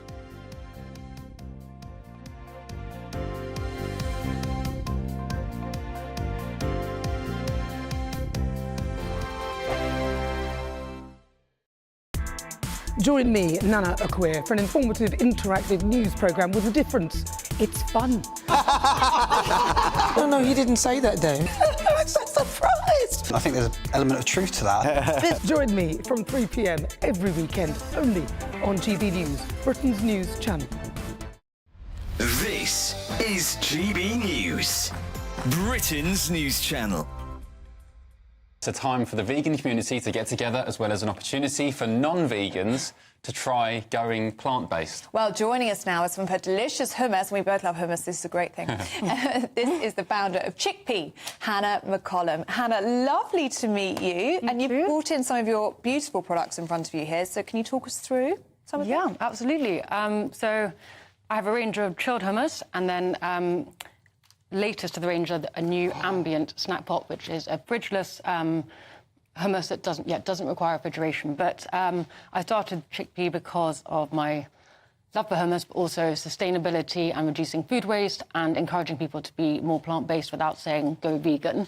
Does normal, say, traditional hummus have anything that's not vegan appropriate in it? Not really. No, I think it's always chickpeas, olive oil, maybe some other bits. Yeah, lemon juice. aquafibre or water to help with the consistency, garlic, and rapeseed oil or olive oil. And there's a bit of a misconception about veganism that I hear a lot, where people say, look, I'm not a vegan, I love my steaks, I'll just get out of there now. But there's a misconception that you don't get the protein, you don't get the fats, and you're kind of just eating processed salads and, fake meat and things. But that's not quite the case, especially with chickpeas, right? Yeah, I think protein is really important, and actually a lot of people think I need a certain amount of fish every week or meat, but actually a lot of the fish and meat that you're eating are eating higher protein foods, so algae, seaweed, pulses, all these types of plant-based foods. For me, veganism is like you could have a delicious rye seeded bread with just loads of roasted vegetables, seeds, tahini sauce on top. That sounds and there's nothing beige in there at all. GB News, the People's Channel. Every Saturday, 10 till 12, we'll bring you all of the news that you need to know. We'll also remind you that there is so much to smile about. It's my favourite time of the week. I get to relax, enjoy some light-hearted stories, and let Ellie teach me about fashion too. That's Saturday Morning Live, every Saturday, 10 till 12. Only on GB News, Britain's news channel. We're proud to be GB News, the People's Channel, and as you know, we always love to hear your views. Now, there's a new way of getting in touch with us at gbnews.com/your say. By commenting, you can be part of a live conversation and join our GB News community. You can even talk to me, Bev Turner, or any of the members of the GB News family.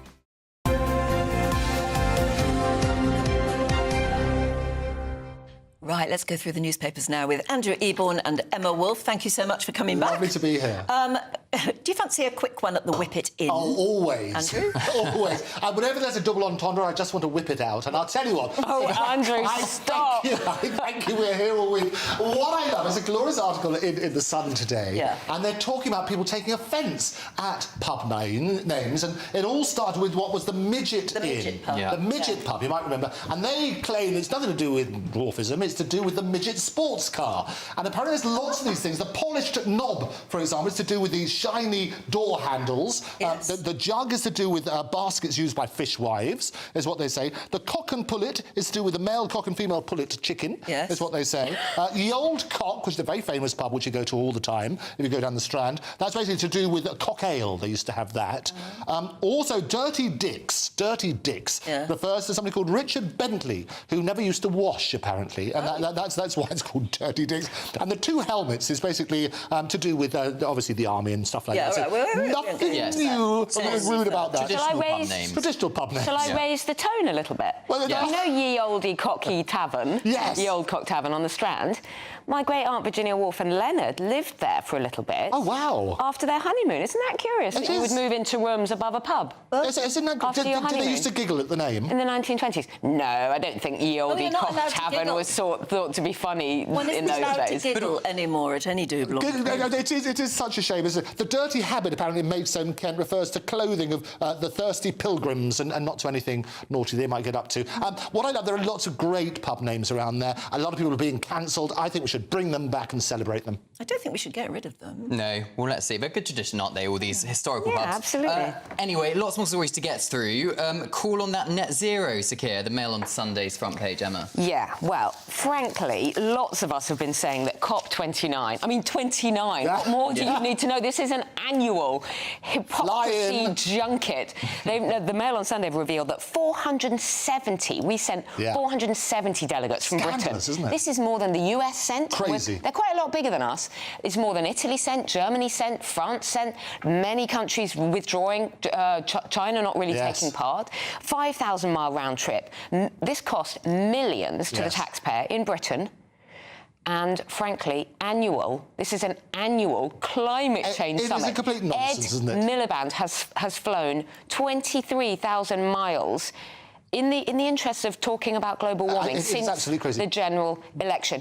This is a farce. This needs to stop. It is totally Either a farce. they do the conference on Zoom, fine. If you want to get together every year... It wouldn't have any impact at all on... But this is not having an impact on global warming. The key players weren't even there. And this is costing us millions. I'll tell you what I love, is that Donald Trump, in his campaign, talked about the climate hoax, and he was not going to spend another penny on this sort of side. It's very interesting what's going to happen on that sort of basis, because he's been very clear clear. This is what's going to happen. And all of his policies now got my mate, Elon Musk, and his father, Errol Musk, is on my show every day. I love that. And we talk about that sort of policies. But they're getting rid of all these things. The hypocrisy of COP29, where people flying in, and Starmer sending so many people, it's absolute nonsense. It's a staggering carbon footprint. You don't, I mean, I'm very green. I really believe in this stuff. You don't have to go as far as Donald Trump and saying none of it matters, there's no climate change, whatever. Good accent, by the way. But this was a massive carbon footprint, and his ongoing carbon footprint. You know, they're all off to Brazil next year. That one will be well attended. If you look, we've had the joy of talking about this many times in the studio, and every time we talk about the hypocrisy, don't we? Why fly in? And why have so many people? And telling, you know, hard-working people not to have an annual holiday in Spain, not to drive their car, not to drive their kids to school, not to drive to their job. Meanwhile, they are flying around. Keir Starmer has barely been off a plane since the election. Yeah, and you make the point, Emma, that this is now 29th. 29? What actual tangible change Well, we've can we already see missed the Paris Agreement, the 1.5 degrees. Well, it's over that now, isn't it? We've missed that. And that was COP20, I think it was 24, 25. Well, that was a fair COP, that one. But you're right, you're working on that sort of basis. We're going to talk about it, we're going to keep on going forever. Do you know what COP stands for? Go on, then. Community of Peoples? Yeah. Community of the... Well done. Look, you've got a bonus point today. I assumed the C stood for climate, but apparently not. Yes, but as you say, Brazil's going to be interesting next year. I think Prince William's also... I think there'll be more people at Brazil than were at Glasgow COP. Yes. Wouldn't you? A bit warmer, a bit nicer. Yeah, exactly. But we love Glasgow, though. Tell us about David Blunkett. Yes. He's in the Sun. He's writing in the Sun today about something maybe we should all be concerned about. Well, he's been writing. He's blind and was with his guide dog and was getting onto Westminster Tube station, the Jubilee line. And he's been talking. He had a very bad fall. His legs went down. The huge gap. He's been talking about the big gaps between platforms and trains and tubes. And he's saying it's not enough just to have these announcements. Mind the gap. Mind the gap. You know, he said, I'm blind. There was no assistance. He was really quite badly injured. He's recently had a heart attack. He's been in intensive care anyway, but he's now been in and out of hospital for a few weeks, being treated for quite nasty injuries on his leg. As someone with a young child, it's very dangerous, you know? It is very dangerous. Even young children, you have to lift them over these gaps. And of course, all trains are different, all platforms are different. It's quite hard, but the gaps and the height It is, Chris. And a lot of people don't mind the gap. Disabled people, elderly people, young people, it just is not safe. And you have to look at that. Problem that can be solved, though. Well, they are solving it, because in parts of Westminster, we were discussing this earlier, because parts of Westminster, you have a little sliding door to make sure nobody can get on until they do that. Yeah. You look at train systems around the world, we talked about Japan earlier, just make it safe. I used to have a business with David Blunkett, lovely guy. He is a nice lovely guy. But even with those who are not lovely, we should still look after them. And what happens, it takes people to talk out about these situations to make sure we do change. So they should look at this. They should turn around now so we don't have these casualties, because that's the reality. Let's look at the common denominator. It is not safe at the moment. A friend of mine, the pram wheels went forward down. They go in. And that is terrifying. So you always go backwards. New mums always go backwards. Old mums do that as well, absolutely. The problem is the tube network in London is so sporadic in terms of stations built at different times, different change, so nothing is uniform. Exactly. So it's really hard for TfL to make but the same across the rail network. There are some trains where you come in and the platform is a good climb. You almost have to climb onto the train. It's very dangerous. And I don't know how you're meant to navigate that. If you're in a wheelchair, if you're an elderly person, how on earth? Or you just have a lot of baggage and kids, and it's not fit for purpose. It's so nice to have uniformed people. Well, bring back gentlemen, Anne. Bring back gentlemen who would say, and they would seize your bags. Let me take that. And you think, where are you running off to? Well, they have, I say, I've just come back from Japan. In Japan, they have help to push you all on. Yeah, they push you. Every inch, you're sort of squashed in. But David Blunkett called it a death trap. Yeah, it is a death trap. It's very, very serious. There are still gentlemen around, you know. Yeah. There are. There's two of them sitting here at the moment. You get on an aeroplane and honestly, you've got a bag with you and you can't get it. I know. Yes. You need a lot of lower body strength. I have been. It's probably just a sign of getting older, but I have been helped such a lot by really lovely young gentlemen. Very nice. It is too. Because you're famous. No, I think not at all. People are nice anyway. You should help people out, and I think that's all you should do: is spread kindness. Male or female, you should help people out. Be considerate. Yeah, absolutely. Yeah, but never acknowledge that a woman's pregnant because she might not be. No, that's absolutely right. Never do that. Good heavens. OK, we've got to leave it there, but it's lovely to have you for a bit longer this time as well. Thank you. Right now, it's time for the weather.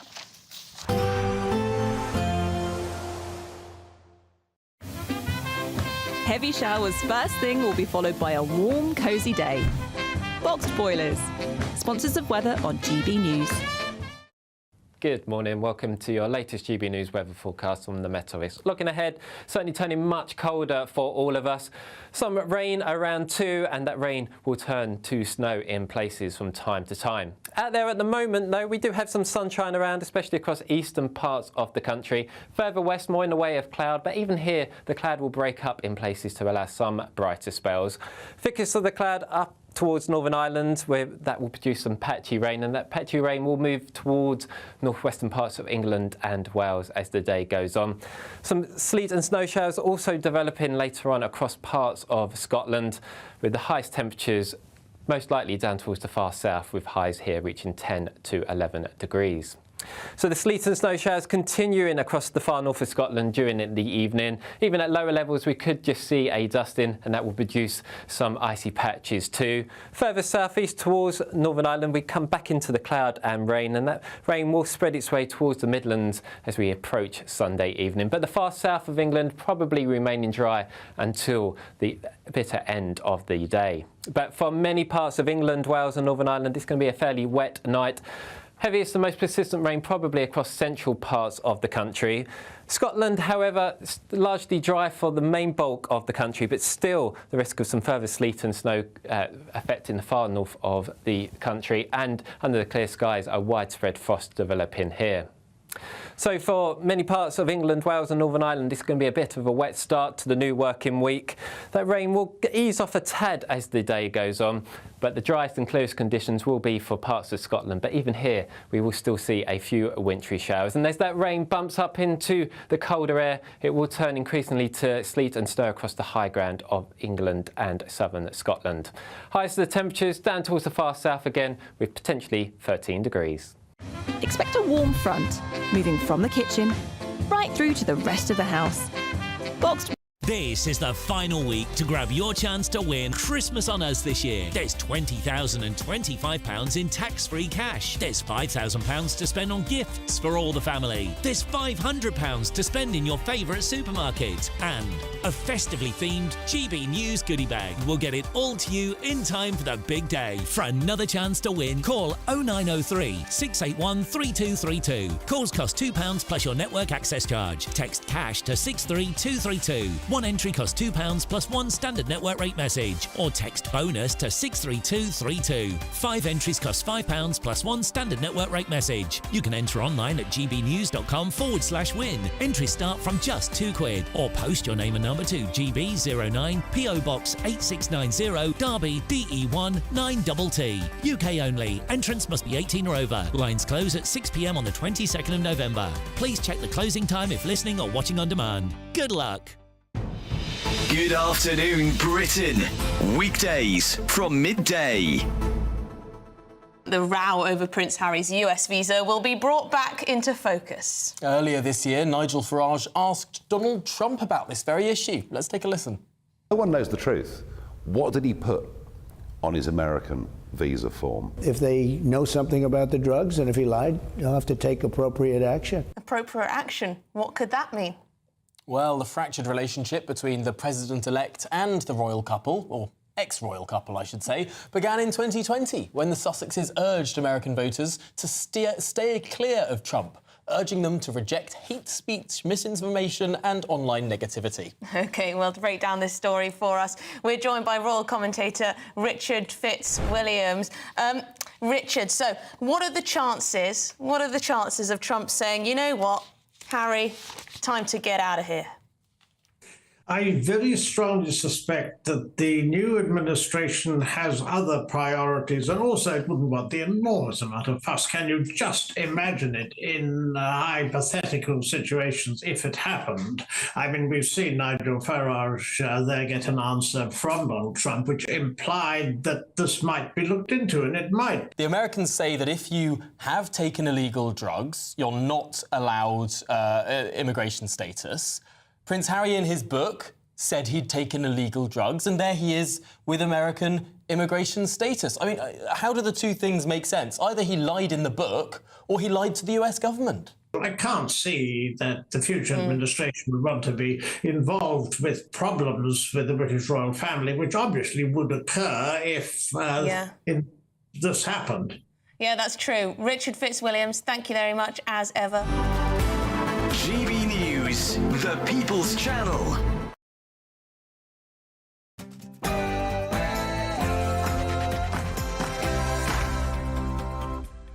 Good morning. The Home Secretary's new migrant plans. Yvette Cooper is expected to strike up a multi-million-pound Italy-style migrant deal with Kurdistan and Vietnam. The move will see the nations do more to prevent illegal migrants from setting off for the UK. The Prime Minister feels the fury of farmers as he is accused of running out the back door like a flipping rat by angry agricultural workers at the Welsh Labour Conference over the government's decision on inheritance tax. The Met Office issues snow and ice warnings for up to 20 centimetres of snowfall, as apparently we will be feeling the first taste of winter weather over the coming days. And eagle-eyed stargazers have been in for a treat this weekend, catching a glimpse of meteor showers which send up to 10 shooting stars an hour across the sky. Good morning. It's set to turn much colder across the UK over the coming days. Find out whether you may see some snowfall where you live with me coming up a little later. It's just gone 9 o'clock. I'm Anne Diamond. And I'm Cameron Walker, and this is GB News Breakfast.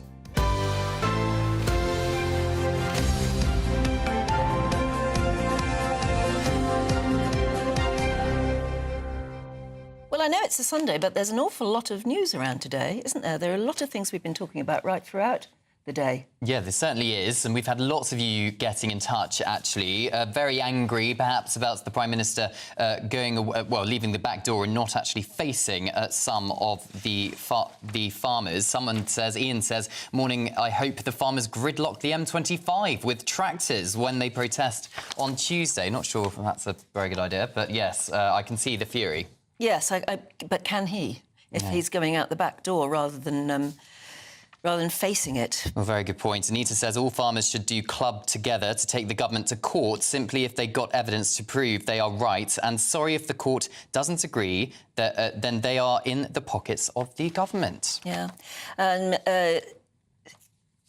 Debbie says, yes, he should meet the farmers. He needs to put his priorities in order. Well, I suppose he feels that's exactly what he is doing. It's just that a lot of people don't agree with him. Yes, and I'm sure we'll be talking about that plenty more on that topic later on in this show and, of course, on GB News all day. Well, the Home Secretary, Yvette Cooper, is expected to agree to Italian-style migration deals with Kurdistan and Vietnam.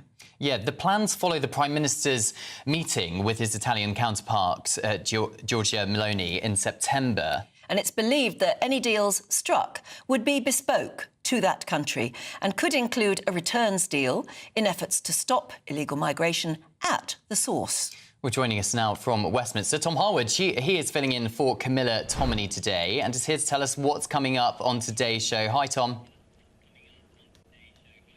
Hi there. Yes, it's going to be a busy political day. My goodness me, we're going to be speaking to the Transport Secretary, Louise Hay. We're going to be speaking to the Shadow Home Secretary, Chris Philp.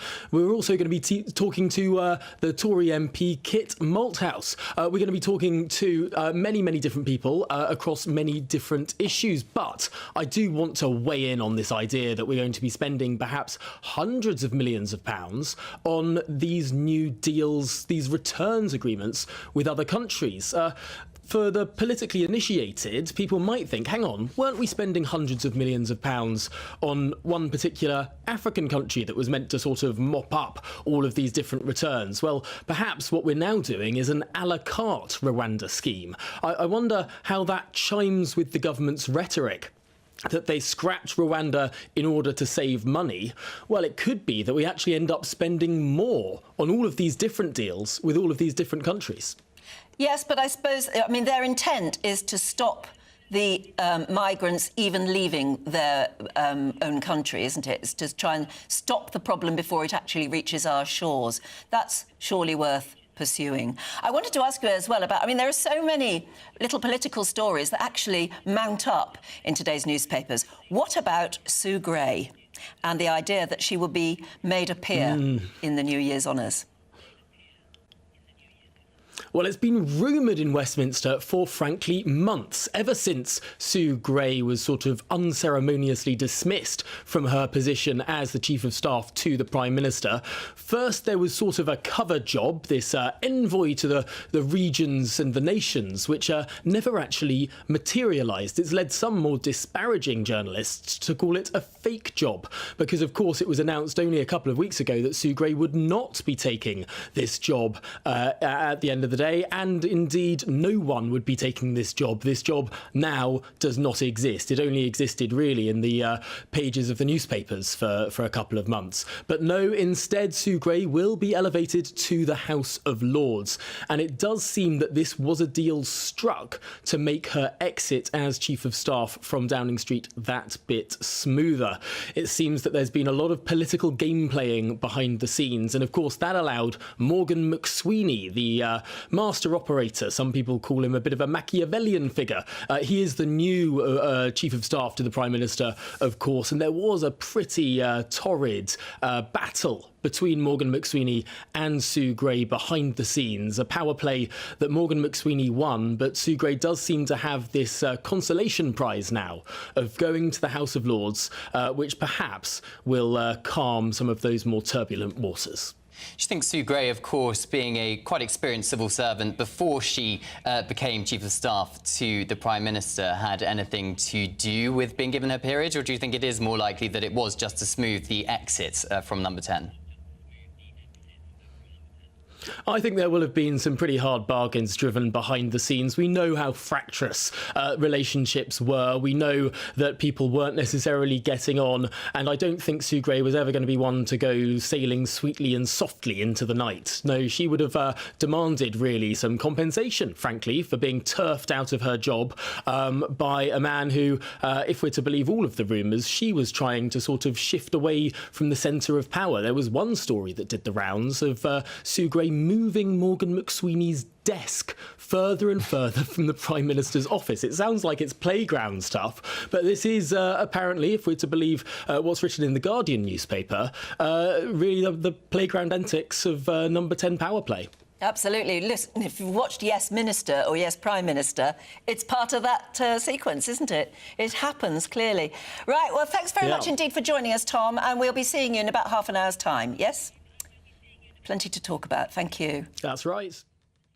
Well, the Prime Minister, Sir Keir Starmer, yesterday hailed a path of change at his first Welsh Labour conference since becoming Prime Minister. Yes, he also doubled down on the decisions made in the autumn budget, despite being met with protests from farmers outside the event in Llandudno. So should we have a look at what the Prime Minister said, and then we'll have a chat about it?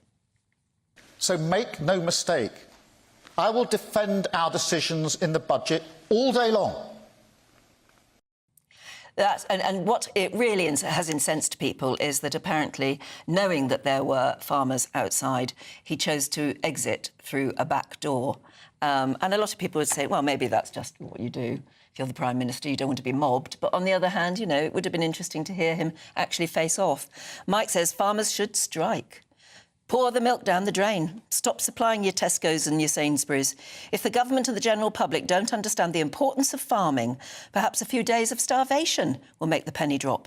Farmers are the most important people in the country, ahead of politicians, the NHS, bankers, and with respect to the media. No food, no life. Yeah, I mean, it's such a difficult balance, isn't it, for the government, because they need to find the money from somewhere to do all their plans. But I just think perhaps targeting farmers, and particularly inheritance tax, on an industry that's already struggling has not gone down very well, has it? Well, joining us now live from Lincolnshire, arable farmer Andrew Ward. A very good morning, Andrew. What's your view on this? I mean, do you think your message will ever get through to the Prime Minister? Hello, both of you. Good morning, and thanks for having me on. I hope it will, and let's hope after Tuesday, when we have thousands and thousands of farmers in Whitehall, that they will start to get the message. But it's a tough one, because how they've gone about things in the past few weeks or past few months, we really do begin to wonder. But we've got to try, we've got to do something, and at least we're going to be trying on Tuesday and doing it peacefully and playing nicely to start with. So, Andrew, are you going to be heading down to the protest yourself in London on Tuesday? Will you be taking your tractor? No, I'm one of the organisers. There's 5 of us organising it. I'm one of the organisers. And so I will be there, but we won't be taking tractors. We have really specifically asked for no tractors to be there because we want it to be peaceful. The police haven't stopped us taking tractors. That's not a problem, but we don't want them because at the minute we have got huge public support and media support from all you guys, so thanks very much for that. But we have a huge support all across the country, and we don't want to jeopardise that by stopping people getting to appointments, hospitals or whatever. So this is going to be just a peaceful one at the moment, and Tuesday is all about getting our message across. Yes, and that's what Keir Starmer himself has been saying. It's about getting the message across. He and Rachel Reeves are absolutely determined that the mathematics of what is going to happen to you after the changes in tax law, the mathematics aren't anywhere near as bad as you're making out. And that he said, if I just keep explaining it over and over and over again, maybe the farmers will understand. Now, you might call that rather a patronising attitude, but, I mean, are you sure... Can we be sure that the mathematics will ever meet from both sides? The problem is, he's saying that we need to listen. Well, at the minute, the government and Rachel Reeves and Keir Starmer, they're on send and definitely not receive. And the problem we've got is that they don't understand the makeup of farms, family farms and businesses. It's not just farming here, don't forget, it's businesses as well. And until they understand that and actually get out on farm, talk to farmers, look at our cost structure, look at the sort of setup of all family farms and how they've been built up over generations and what happens if we have to pay inheritance tax. Until all that happens, they will never understand, no. Andrew, if the government do not listen to you following the protests on Tuesday, what are you going to do after that? Well, we are in touch with the group of farmers in Wales, and we've had a meeting with them a few days ago. And obviously they're doing a lot more militant things at the moment, which, yeah, that's their way, that's fine if that's what they want to do. Now, we will have to start doing something and go on to phase 2, but we're going to get Tuesday out of the way first and then decide, give them so long to talk to us. We want the 5 of us, we want to meet them. That's what we want to do and actually lay out facts. So that is what the ultimate aim is. But the problem we've got is that the threshold where they say £1 million, and then they're now coming out with, well, it's £3 million. It's not £3 million.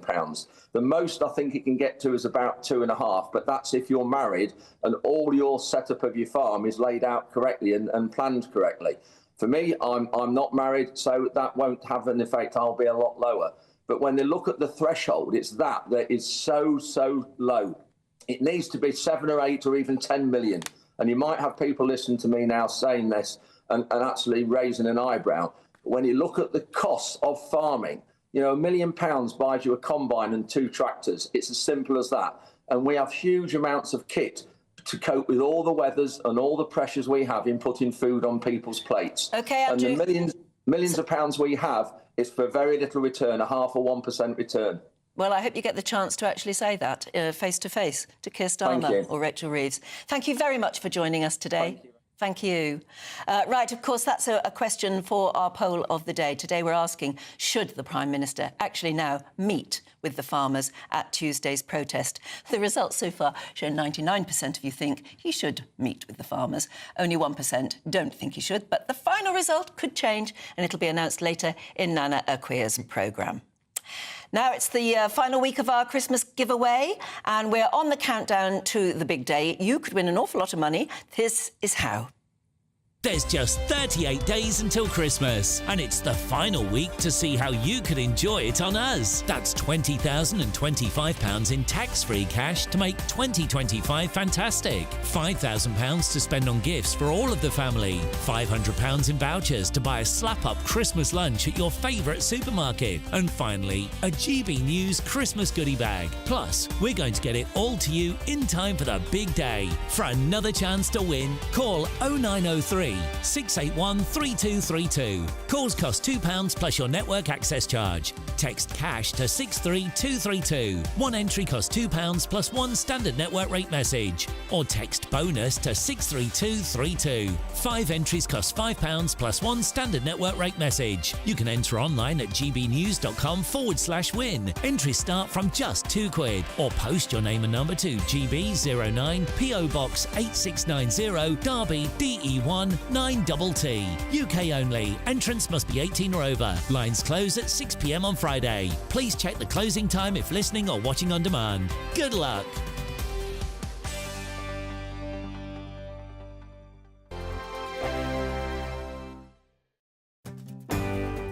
I'm Michelle Dewberry, and this is GB News, the People's Channel, Britain's news channel. I'm Christopher Hope. From pop stars to politicians, I'll interview anybody in a pub who's got a political opinion. Join me every Friday on Spotify, Apple Podcasts, YouTube or gbnews.com, or wherever you get your podcasts. This is GB News, the People's Channel. Sunday with Michael Portillo from 11, only on GB News. I'm joined now by an acknowledged authority on Ludwig van Beethoven. He's already written 7 books on the subject, and next week his 8th is released. It's called In Search of Beethoven, and it stands apart as a deeply personal account of John Souché's relationship with the great composer as he follows his footsteps from Bonn to Vienna. Yes, I introduce author, journalist and classic FM presenter John Souché. Hello, Michael. It's delightful to have you here, and you have, as I say, written now 8 books on Beethoven. So the question is, why Beethoven? Well, the word that is often used that I don't like is obsession, obsessive, because somehow there's something not quite right about that. The word that I use is passion. I have a passion for this man's life and music that began, I suppose, around 50 years ago, sometime in my early 20s. I can't remember the exact moment. He kind of crept up on me, and suddenly, as I was a journalist, TV journalist all my life, but before that I was a failed musician. I wanted to be a professional musician, but fortunately for the world of music, I realised I didn't have the talent. But this man's music crept up on me, and I knew from then that it would not go away, it would only increase, and that is what's happened. There are other composers I will listen to, minor names like Mozart, Wagner, Haydn, but Beethoven just does it for me. I was highly educated musically at school because I loved it, to the extent that I wanted to turn professional, but as I say, I didn't have the talent, but that has stayed with me. I read music, I understand music, as you say, I play the trombone, in those days to quite a high level. GB News, the People's Channel. In the GB Newsroom, we bring you the news as it happens. With our team of dedicated journalists across the UK. We're ready to keep you up to date with what's happening every half an hour, every single day. Bulletins here on GB News. The People's Channel. Britain's news channel. I'm Mark Dolan, and this is GB News, the People's Channel, Britain's news channel.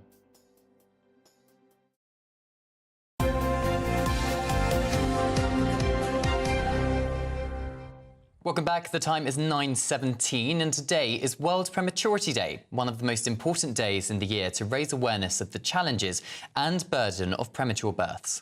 It's a very personal issue for so many families, and GB News' very own Michelle Dewberry has more on this. Back in the year 2020, I was absolutely delighted to have discovered that I was pregnant, but unbeknownst to me, I was going to end up having a very complicated and scary pregnancy. Things went wrong for me, very sadly, at 28 weeks. In IKEA, of all places, but I digress. Anyway, my water broke and I found myself taken immediately to hospital where they tried to bring my baby cesarean at that point, so 28 weeks. It was a very scary, confusing time for me. I was very lucky. Circumstances meant that I didn't give birth that night, and instead I was hospitalised, and I remained hospitalised for the best part of a month. It was a scary, horrible time. It was during COVID as well, which didn't help. But all the time I was told that I was at high risk of infection. I didn't know what was going to happen to me. I was told that if my baby survived, there would be potential for serious disabilities and so on and so forth. So very scary time. I'm pleased to say that I did have a C-section at 31 weeks. My little boy, very premature, and spent a long time in NICU. But we are one of the lucky ones. Our story has a happy ending, and I've got a happy, healthy little boy. During the course of my experience there, I became aware of a lady, Kira Curran, who set up an organisation called Little Heartbeats to help women like me. I now realise I was experiencing something called PPROM. So I'm very pleased to say that Kira joins me now. Kira, thanks for keeping me company. Let's start by explaining to people, what is PPROM? PPROM is preterm, pre-labour rupture of membranes, which is when your waters break before 37 weeks of pregnancy. And I mean, you know, I won't get too graphic about what's going on, but as a woman, you certainly sense that something is not quite right. So the first thing that anyone should do in that situation is go to the hospital. The challenge that we've got, Kira, is that it's not really a condition that's massively understood, is it? No, it's not. It only you tend to know about it when it happens to you, and then you're like, what do I do? And that is the best advice, is go to hospital. So it's very daunting and you feel very lonely. And that's one of the reasons I set Little Heartbeats up, because when it happened to me, I didn't have the information. And I felt that women needed that space, and we felt that they needed company in dealing with this as well. So tell us about Little Heartbeats. What do you do? We have a website, and it has lots of information about PPROM. So when a woman's waters breaks, when she's trying to figure out what's happening to her pregnancy and her baby, she find a resource. We provide Facebook support groups online, so women have other women to talk to. And we also send care packs out as well. And we send these little heartbeat animals out like this, and we send them, it's got a recording device, and they can record the baby's heartbeat or the baby's song. I've even had women send me a recording of them singing to their neonatal baby, and it's just really something to give them comfort. And on it, it's got Never Alone on it, so they know they're not by themselves. So Kira, tell us, what's your story then? Why did you set up Little Heartbeats? On April the 15th, 2010, I lost my baby daughter, Sinead, and it was only when I got back home that I found out that I had PPROM. Not one medical staff could tell me, and it was the way that it happened. To the phone calls to the hospital, no one understood what was happening, no one could tell me, and I just felt that there was a lack of understanding, and I wanted to give women a space, because I felt very alone. I didn't understand what PPROM was, because no one had actually told me the word. No one could tell me what was happening to me, what my options were. And I just felt that we needed more information. So our website is for women who lose the waters before 37 weeks. We have stories of women who brought home babies. We've got stories of women who sadly didn't bring home the babies. And we have research that we have instigated and done. We have the RCOG guidelines on there too, which we were massively involved with, and we have Facebook groups to support women. I think you're doing a remarkable job, and I know that you're helping women not just in this country but much further afield as well. You should be really proud of yourself. Thank you for sharing your story. I will put the details as well of Little Heartbeats website, so that anyone who needs that help and support can find your resources. But for now, Kira Curran, thank you so much on this Prematurity Day for helping us understand a bit more about PPROM. Thank you. Okay. And well done to Michelle as well for telling us all about it. If you would like to support Chiara and her charity, you can go to little-heartbeats.org. heartbeats.org.uk. It's little and then a hyphen heartbeats.org.uk. But as Michelle said, actually the details will be on our website as well. She'll make sure they are. Yeah, we certainly will. Anyway, it's been lovely being with you today. Are you going to stay up all night and watch the first episode of I'm a Celebrity, Get Me Out of Here? Oh, I'll try and stay up. It was an early start. Or might you have a life to live? I don't know. Anyway, it's been great being with you. Thank you very much for staying tuned. But do stay with us because it's the Camila Tominey Show now with Tom Harwood. First of all, the weather.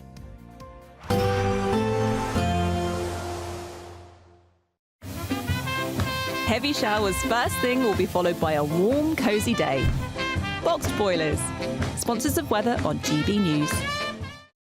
Good morning. Welcome to your latest GB News weather forecast from the Meteor. Looking ahead, certainly turning much colder for all of us. Some rain around too, and that rain will turn to snow in places from time to time. Out there at the moment, though, we do have some sunshine around, especially across eastern parts of the country. Further west, more in the way of cloud, but even here, the cloud will break up in places to allow some brighter spells.